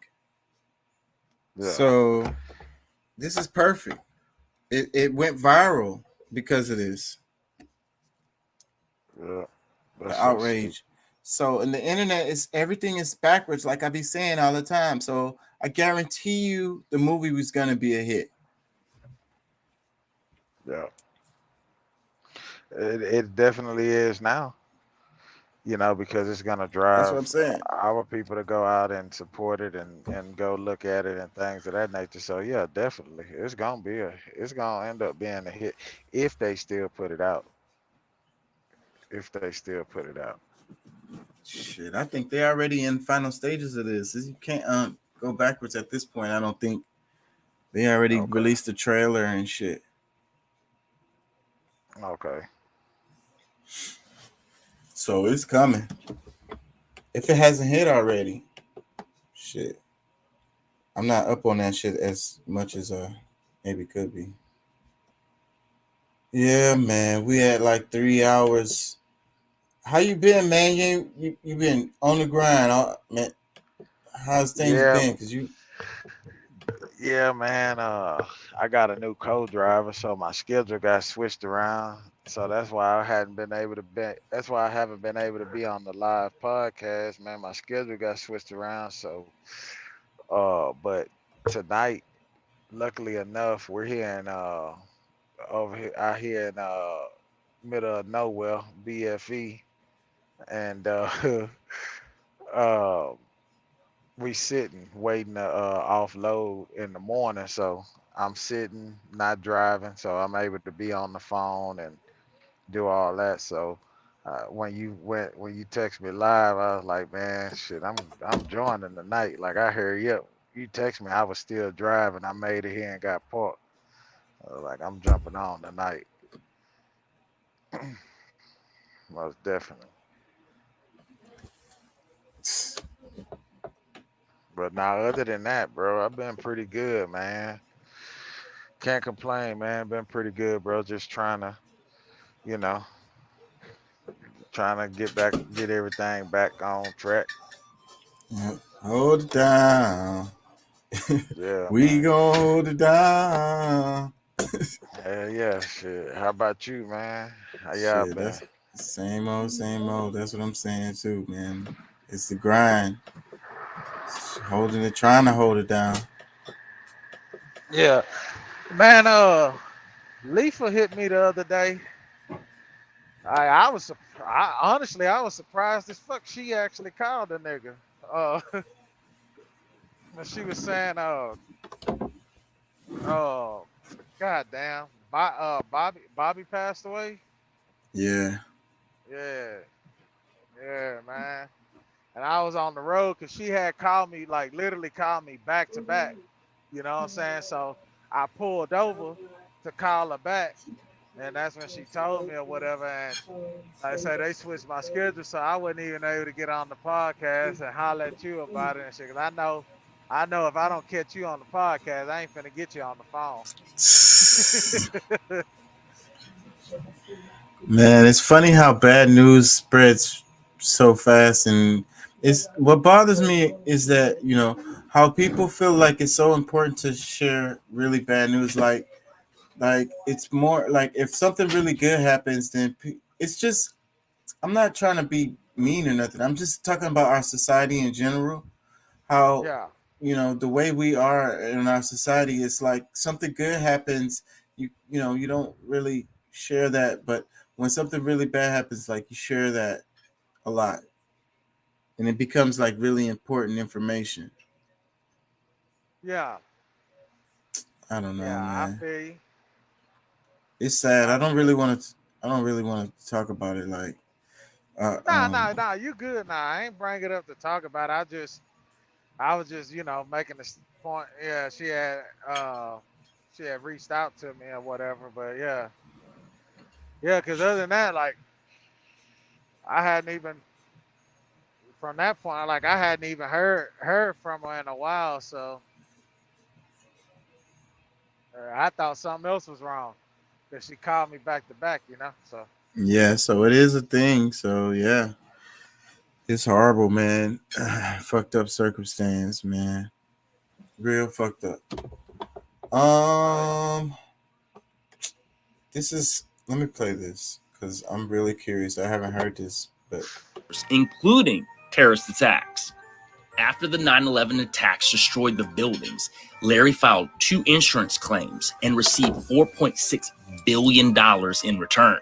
That was $124 million that turned into $4.6 billion in 6 months. The only thing left I have to say is, yo, Larry, I got some lotto numbers. You think you can help me out a little bit? Have you heard of the 9/11 tale of Larry Silverstein, better known as Lucky Larry? Lucky Larry is the New York property tycoon that purchased the World Trade Center just 6 months before the attack. It was the first time in its 33-year history that it had changed ownership. 33. The first order of business for good old Lucky Larry was to hire some new security. So he hired Securicom, which George W. Bush's brother, Marvin Bush, was on the board of directors, and his cousin was the CEO. According to public records, Securicom not only provided security for the World Trade Center, but also Dulles International Airport and American Airlines, 2 key players in the 9/11 attacks. Another interesting fact, Lucky Larry put a down payment of $124 million on the World Trade Center and promptly insured it for $7 billion, including terrorist attacks. After the 9/11 attacks destroyed the buildings, Larry filed 2 insurance claims and received $4.6 billion in return. That was $124 million that turned into $4.6 billion in 6 months. Yeah.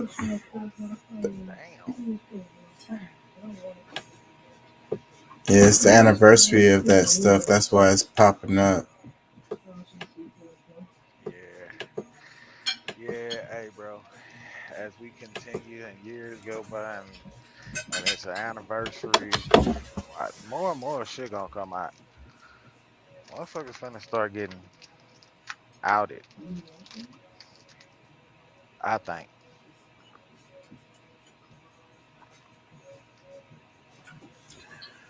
Yeah, man, I'm gonna have to wrap it. I gotta get up in the morning. I'm gonna try to force myself to go to sleep. I feel you. I'm gonna cover the rest of this stuff tomorrow. Yeah, man. Check out some of the videos. You know, I'll be editing them and making like little compilations. So it's like different. And if it's like videos, some of the stuff y'all haven't caught or you haven't seen or whatever, these should be I long. caught that one you sent the other night. Oh, yeah, you checked it out? Vodun. Yeah. What'd you think of it? That was pretty cool, man. Like, you know, and just getting that, trying to get that understanding. Like, I probably need to actually Google that word and find some more videos on it. But yeah, that was pretty interesting. I wrote and listened to it. Yep. That's cool. Because I'm trying to like edutain people, you know, like entertain them and educate them. Or at the very least, just get people to expand their perspective a bit, you know, just bend it a bit. Maybe try to like imagine, you know, another point of view, a different culture, a different, you know, vantage point. Yeah. Because I think we struggle with it, and it's getting worse because it's our algorithm, it's our bubble, and we sit in it, and our little bubble just feeds us what we want, you know, and we don't never get to see the stuff that we disagree with or the other perspective or the other point of view of it. It's pretty much filtered out. The algorithm just filters all that out, and we just get reassuring because we want to be reassured of our views that we have already, you know. And one of the things I'll be trying to say is that if you haven't changed your perspective or you haven't changed your point of view on things, then you haven't been growing, because the more data, the more information, or the more knowledge you gain, then your perspectives should change on at least some things. Mm-hmm. Yeah. Man, I wanted to ask you, did y'all cover anything about that Tiffany Haddish and Ari Spears deal? What was that? No, I don't think so. Oh, okay. What was it?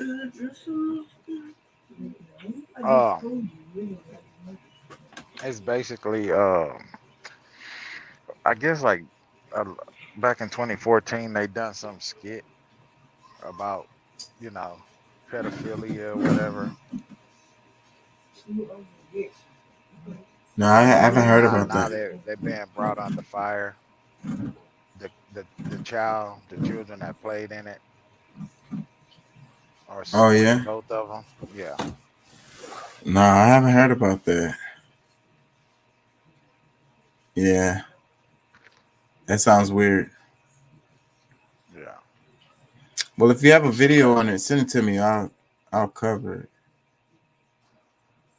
Okay.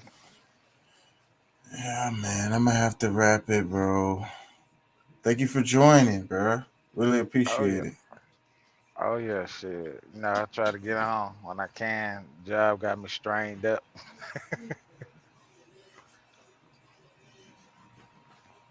Yeah. They got it strained up with the whole not using the phone and shit, bro. It really sucks. It really sucks. That's fucked up, man. Really fucked up. It's the pinch. It's the squeeze. Mm-hmm. All right, man. I gotta go.